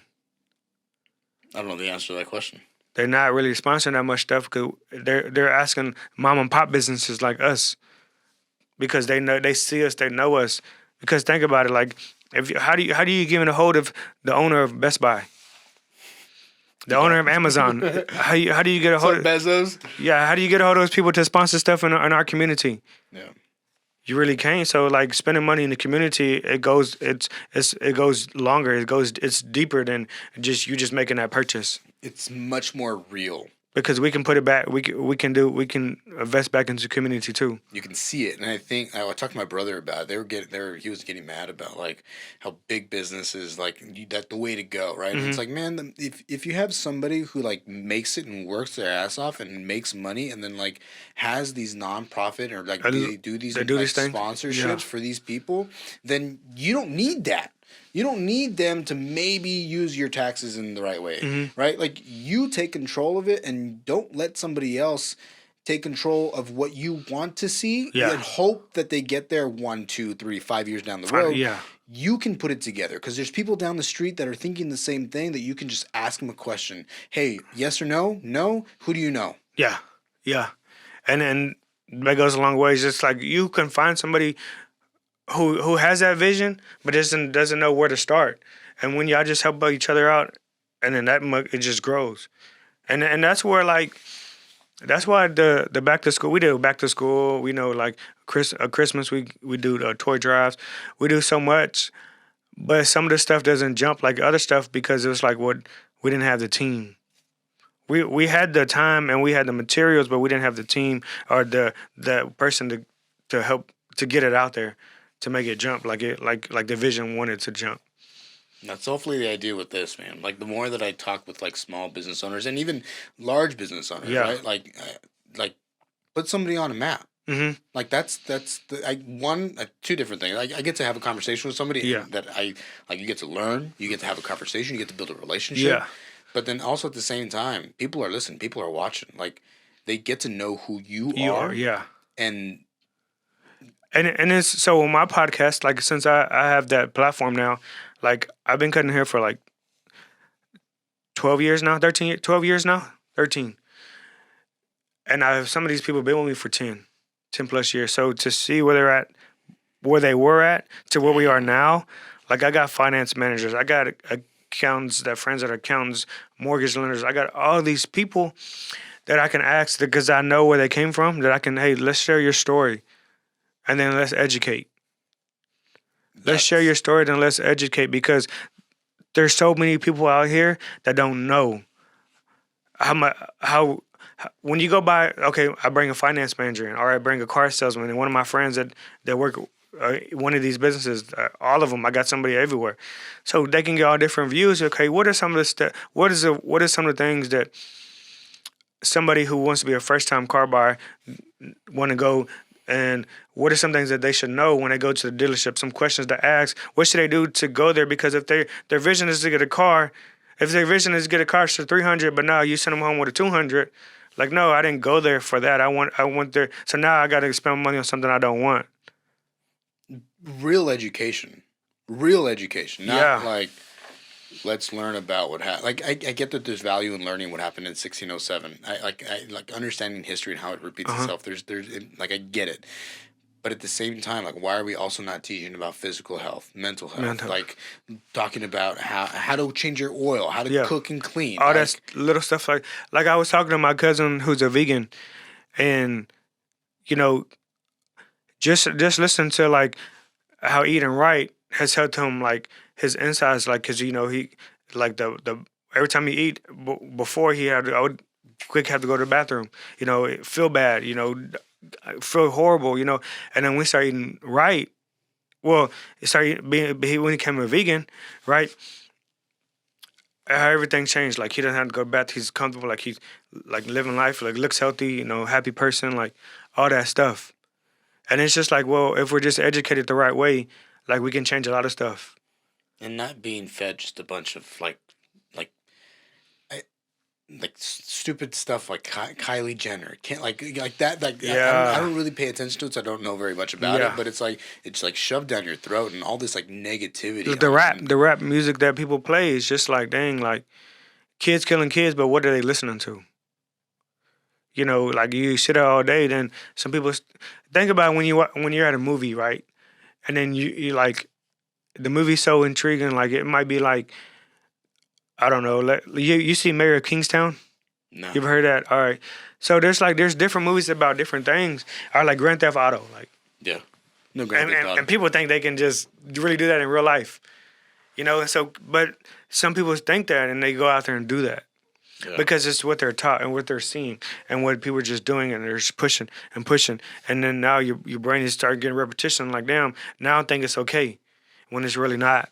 But then you see people like you that are in the community, They're from the community, trying to do positive, they're trying to do good things for the community. Yeah. Like and accomplishing them. Yeah. It's like, how can we do it, man? Like that. Like, I've always wanted to go back. Like, how did you get started doing, like, teaching stuff for, like, going back to, like, the schools and like giving information to the kids? Like, when did you start? Well, when I got asked to do my first barber class, and that was it was crazy because and the reason why I opened a school in San Antonio, because it was like kind of like Destin. I opened a school with Joe Barber, and he was like the first guy doing hair portraits. I opened a school with him, but it was like a little history. The first class that I went to, Bacino's class, he was there. The first bar battle that I competed in, it was his.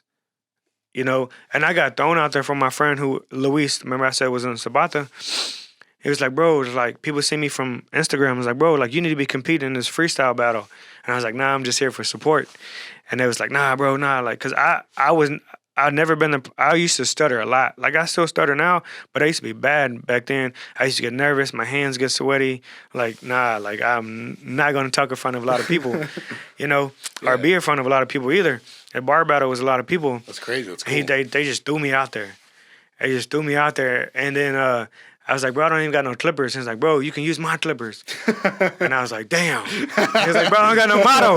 And he was like, bro, look. And he's real. My friend is like real enthusiastic. And he's like, bro, dude, look. You just back of my head. And I'm just like, oh. I'm looking at my wife, and she's like, well, he is right. You can't say no. So I was like, fuck it, I did it. And I didn't even win the battle, but it was just like, dang, like, I got the experience. So when my next battle came in, I was not nervous. It was like just doing my thing like I was in a barbershop.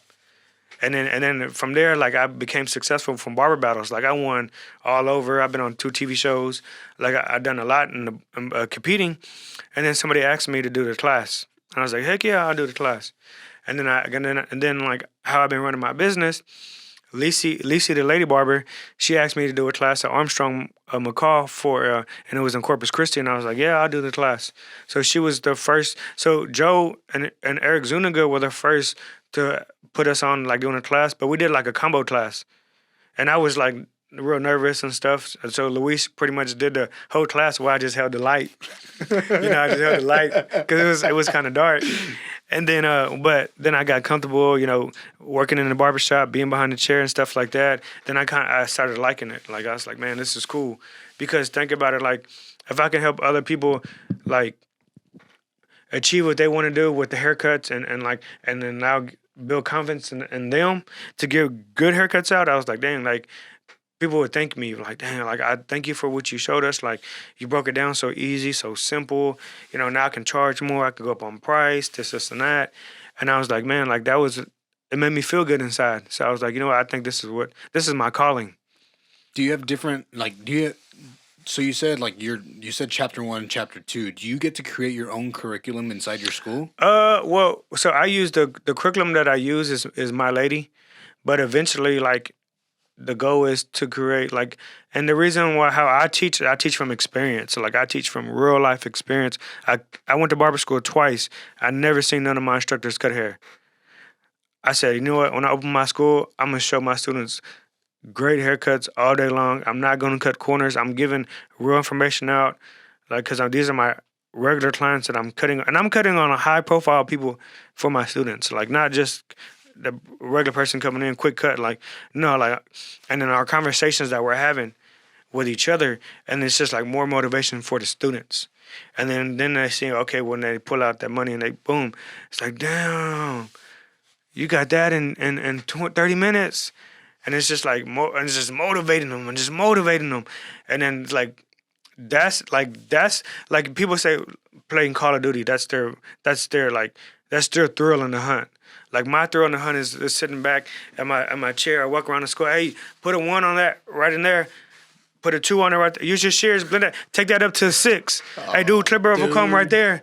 Hey, the edge up's a little off. Touch that right corner. And I'm just walking around the school, and that's my thrill. That's my video game. I'm just killing it. And then when you see them, and when they start getting good, and they're like, hey, Mike, look at this. And that's just like, for me, that's just what builds me up. And I'm just like, yeah, like, I'm just creating. I want to see you in that space. Yeah, man, I'm moving. And I'm a busybody, so it's just like, I might be cutting hair, but how I mold like how I put people in different places is like I can see this one. I know who's where, so I know who needs help more, so I put them in where I can see them. And then the people who don't need really, who got it now, okay, I put them where I can't see them. The best teachers are the ones that have already done it. They yes. know all of those small things. Man. And I'm teaching I'm teaching everything. I'm talking about credit. I'm talking about, how to get a deal. I'm talking about, buy a house, car, client retention, how to make $3,200 a week, how to make $4,200 a week, how to upsell your service. I'm telling you the history of barbering. Like I'm instilling myself into these individuals because think about it. When somebody says like, damn, you cut hair really good. What barber school did you go to? Oh, I went to Goldstar. Or people say, damn, who you out here messing people up in the barbershop? Who barber school you went to? Oh, I went to Goldstar. What side of the fence you want to be on? You get to control that, right? And I got control that. And then so now it's like, okay, what can I do? And I'm doing this podcast, right? But I'm switching. I'm shooting it 3 different ways. So I'm telling myself, there's no reason you can fail if you got 3 routes to take. I'm interviewing cuts and conversations. I'm using the green screen to instructional videos on YouTube, and then now I'm shooting my own stuff in my own school. So now I'm streaming my own videos all day long. So I'm like, okay, well, you can't fail. You can't. You're everywhere. Unless you allow yourself to do it. Even with the podcast, like, okay, if they're not paying attention to the conversation that we're having, okay, well, damn, that's a badass haircut. He killing that cut. How can I see more of that cut? Yeah. Damn, that background is dope. And so you're intrigued by something that's going on in that video. And that's what I do is I always try to say, what is going to set me apart from somebody else? Because I don't need to be competing with somebody for the same clients. Like I got to go be doing that next thing or that next thing. Like even when you open a business, there's market price, it's above market price, and it's below market price. I'm always above market price because sometimes I got to show love to get some clients or to show love, to customers. So I can drop that above market price to below market price and I'm at market price. But when I'm already below market price and I got to show love, then I'm losing. Yeah. And I don't want to be losing because then I got to be overworking. And I'm like, I already did all that grinding. Like I got to be here. I got to be here to drop it here. I can't be here and drop it down there. Not going back there. Nah. So if you want to race to the bottom, cool. Race yourself to the bottom. If you want to say, okay, well, we charge 33 for a cut. Oh, well, we charge 30. Or we charge 29, 28. Okay, cool. Charge that. I'm just going to keep putting these people up to keep charging more because now I don't mind paying an extra $5 for a cut if it's a good cut. I think it's part of it is the cut, but part of it is walking in and saying hi to everybody. Yeah, It's like, hey, what's up, guys? Like, how's everybody doing? And the first thing when somebody walks in the door and they greet you, hey, welcome to Goldstar. That's a game changer because when you walk in a barbershop and everybody look up at you and they go back down and they cutting hair, yeah, you don't even feel welcome. That's not a good feeling. And then you walk in and Goldstar, hey, welcome to Goldstar. And you're like, hey, how you doing? And then you hear that beat or that music and you're like, oh, shit. And they say, you want a beer? You want like anything to drink? Oh, yeah. And you're like, oh, beer? And I had clients like, oh, y'all do that here? And it's just like, and it's a vibe. And you sitting there and you just like, damn, like this nice. It is a vibe. I love all the matching chairs, all the new chairs. We just did that. Yeah, we just did that. And so it's in all the shops. Yeah, but Goldstar, you gotta have them. You gotta have them. You gotta have them. Dude, I walked in one day and I was just like that uniformity. It looks crisp. Yeah, just like a nice mid fade or ball fade where you're just looking at it, you're like, ooh, like that looks good. Same thing. You walk in and that's what you're getting. Like that presentation is what you're getting. Down to the stickers on the door. Yeah. Like we got an app. And the app store is and the app, it's called a Goldstar Barber Studio. Okay. And then boom, it pops up and it's Goldstar in the app. I'll have to App download Store. that. Google. We got an Android and Apple. Hell yeah. Yeah. So and it's man, I'm just a visionary and whatever makes it because it was convenience of the service and there was no way barbershop, So it's always something like to keep people like coming in, and then so that's how we won Best of the Brothers Weirdest Choice every year that we've been open. Yeah. Damn. Yeah, we be grinding but That's our insane. clientele it's very diverse because we made it okay for women to bring their kids to the barbershop. Because before, them ladies was dropping their kids off in them back. That's what back then people had them signs that say, "Don't leave your kid unattended," or this ain't a daycare. Yeah, but now we don't see them signs no more because we built that comfortable level where people, because I had girls in the shop who was cutting too. Harley does a good job. Holly. Before Harley, it was Holly. Marisol. I have Lex. I brought people up, and it was just like we made it okay for women to bring their kids to the barbershop. I mean, to have that level of comfort, to have a lady walk in there and feel confident and comfortable, it's huge. And then the kid, I feel like I got my mom in the front too. So is that who? Yeah, yeah. Okay. I got my mom in the front, and people, man, it's all love. Like that's Mama Mel. I can see it now. I can see it now. We look alike. We did that face swap on Snapchat, man. It looked we look just alike. Yeah. Well, what do you got going on in the coming future? You said you always set goals. Yeah, I always have goals. So now I'm working on personal goals. I got a few personal goals. I want this podcast to jump. I want my instructional stuff to jump. I do want to focus on opening more schools and getting the financial aid for the students. But I got to build our presence now. So when I go to different locations, I already got a following. They're like, damn, Mike's coming to our city. Like, we need to go in a row. So that's a presence that I'm trying to build now. All right, we got TDK. TDK is growing. We're going to open another location with TDK. The other TDK, there's 9 TDKs. What's TDK? So Too Dope. It started off as Too Dope, and then the acronym is for kicks, cuts, or clothing. And then now it's going to be for coffee. Oh, shit. Well, it's going to be for coffee, too. so we just drop it like we're just being innovators because you just want to create like a positive vibe where you can just come in and just chill out. Because for some people think, oh, them expensive shoes. But how many think it's a market for everything? Like, people might like shoes. You might like weights. Might got expensive weight system is set up, equipment. You got somebody else who likes books, liquor. You might got somebody else like cards, whatever. Like, that's their memorabilia, and that's their doing. So people who like shoes come in, and it's like art for them. And I just want to create a space where it's just like something different from other people, but you can get a haircut there. We get you fresh from head to toe, from shoes, socks, shorts, shirt, hat, beanie, hoodie. I get you fresh from head to toe. Dude. Yeah, so that's what TDK is, getting you fresh from head to toe. Too fresh. Too fresh. That's too fresh. I don't know if I can handle that amount of freshness. So, the world can't handle that kind of TDK freshness. right here, this TDK. Yeah, so this is TDK. I thought it said talk, and I was like, that's badass. I was like... that you can swing it that way? Yeah. Because I think that there's so much power in the voice, right? Yeah. You got to talk about it. You got to talk about your story. No one else is going to be talking about your story. Talk about it. Yeah. Until they can't stop talking about it. Because people talk about it in rooms that I ain't ever been in. So that's big.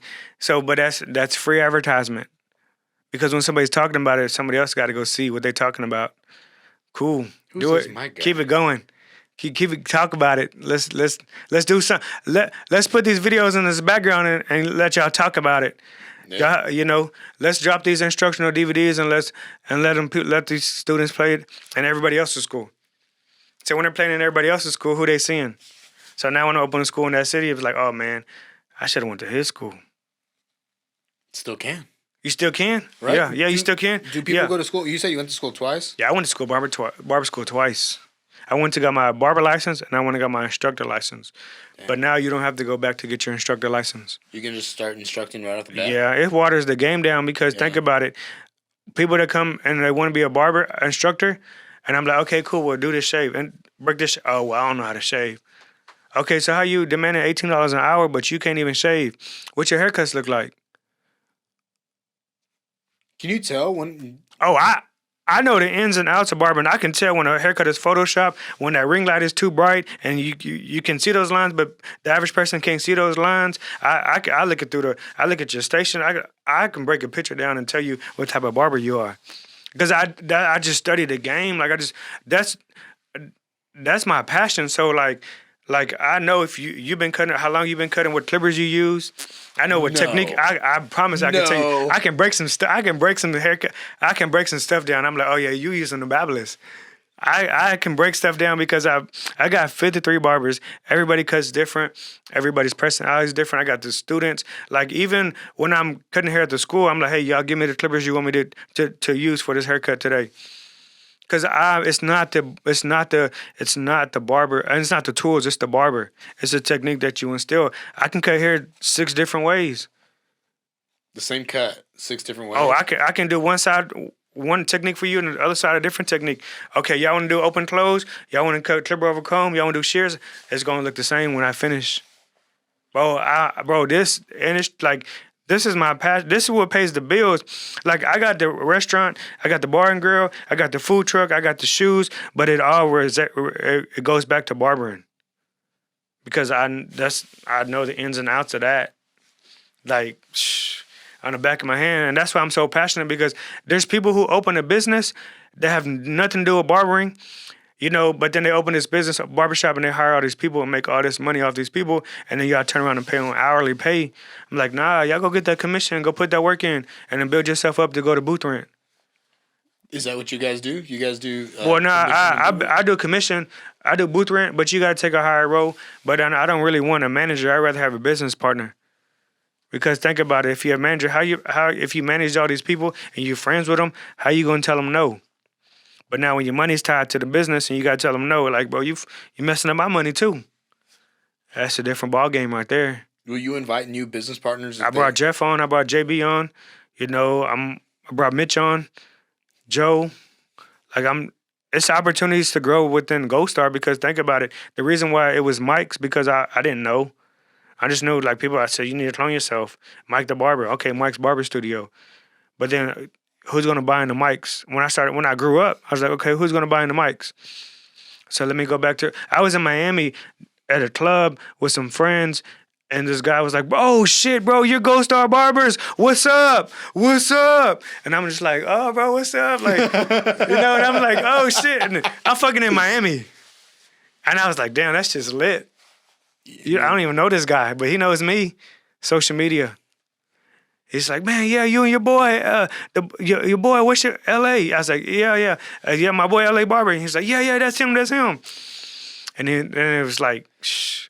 I said, so when I came back and I started thinking, I said, if I'm known that over there, I said, let me go back to the roots. Let me go back to what started this, the barber battles, the Goldstar. I was known. My friend is Marcus Hatch. He cuts P. Diddy. He cuts Drake. He cuts everybody. Charging $1,500 a cut. 15. He made $30K a week. 1,500 a cut. Yeah, he's P Diddy's personal barber. He was on Super Bowl commercial cutting Diddy.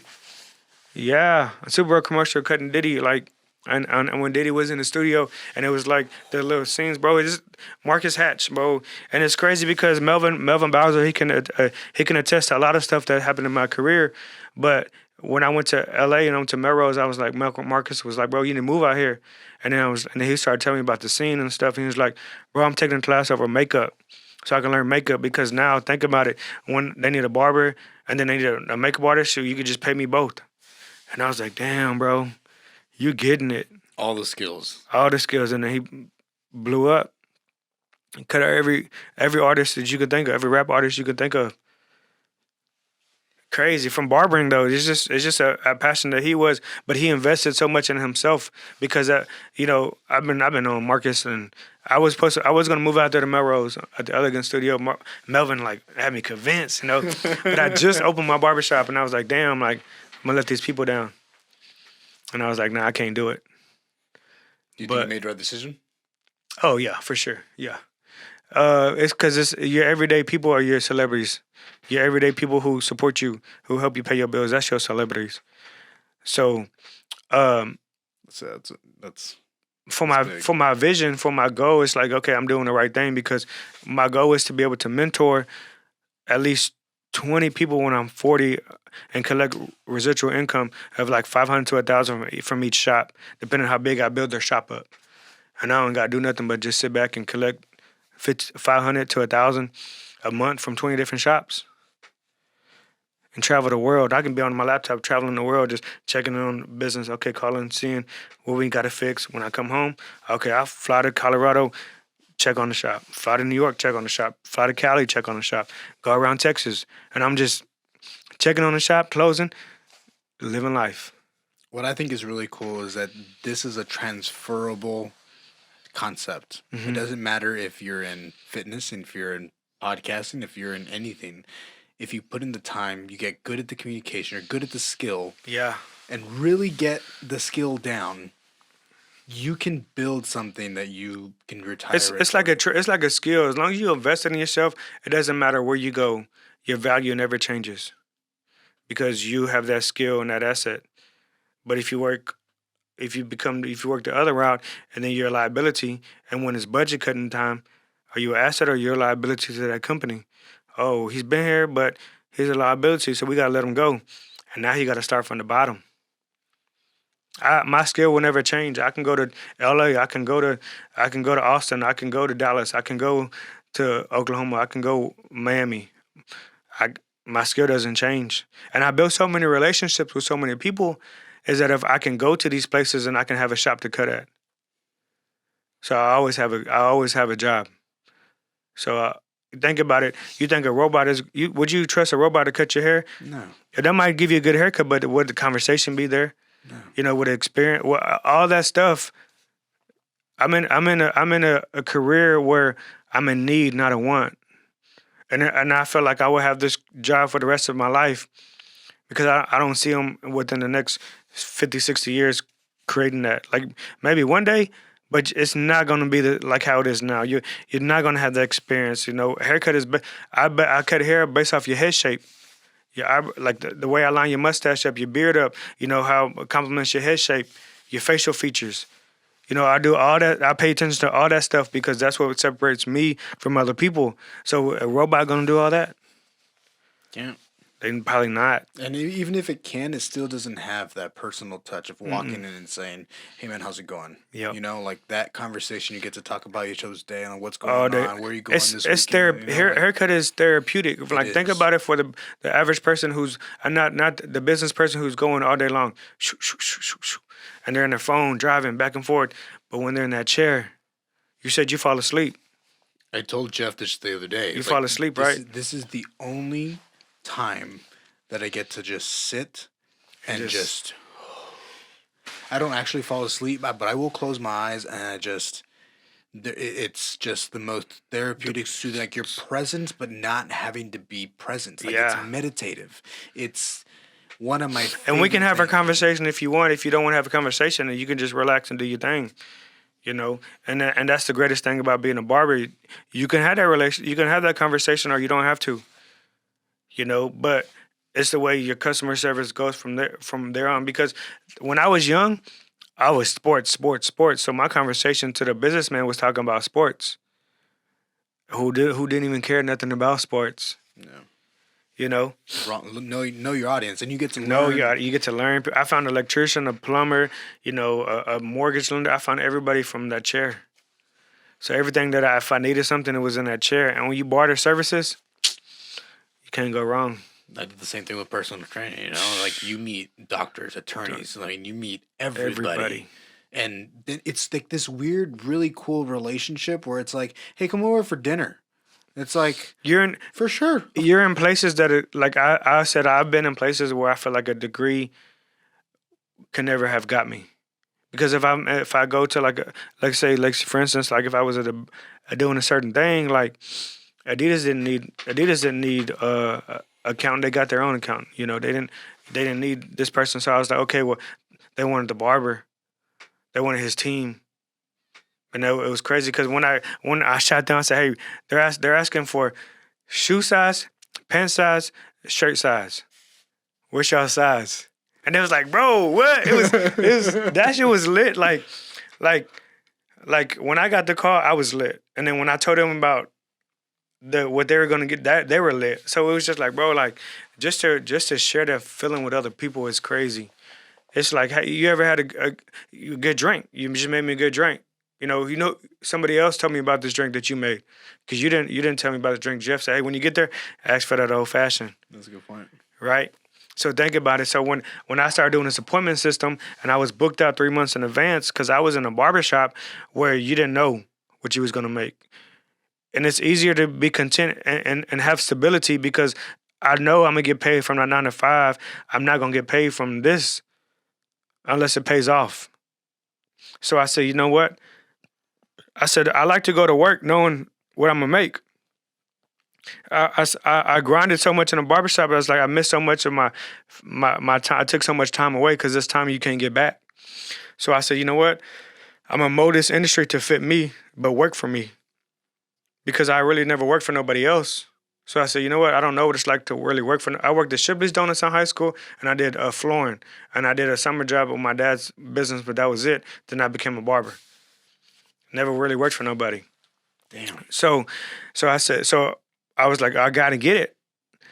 So I said, well, you don't know what you make. We're gonna make from walk-ins, and it might get busy till 3:00, and then now you gotta stay till everybody's gone, and that might be till 8:00, 9:00 at night, and you've been there since 8 in the morning.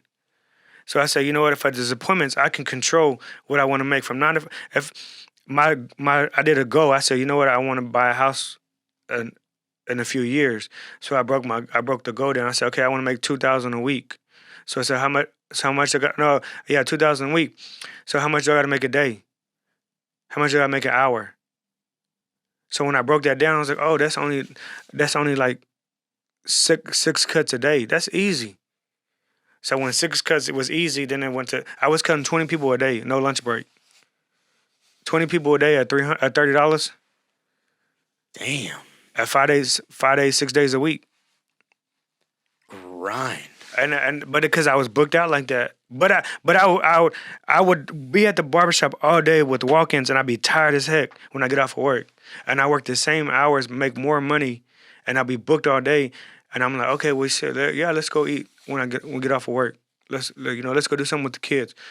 Before I was like, oh shit, I'm tired, babe. Like, I want to rest my feet.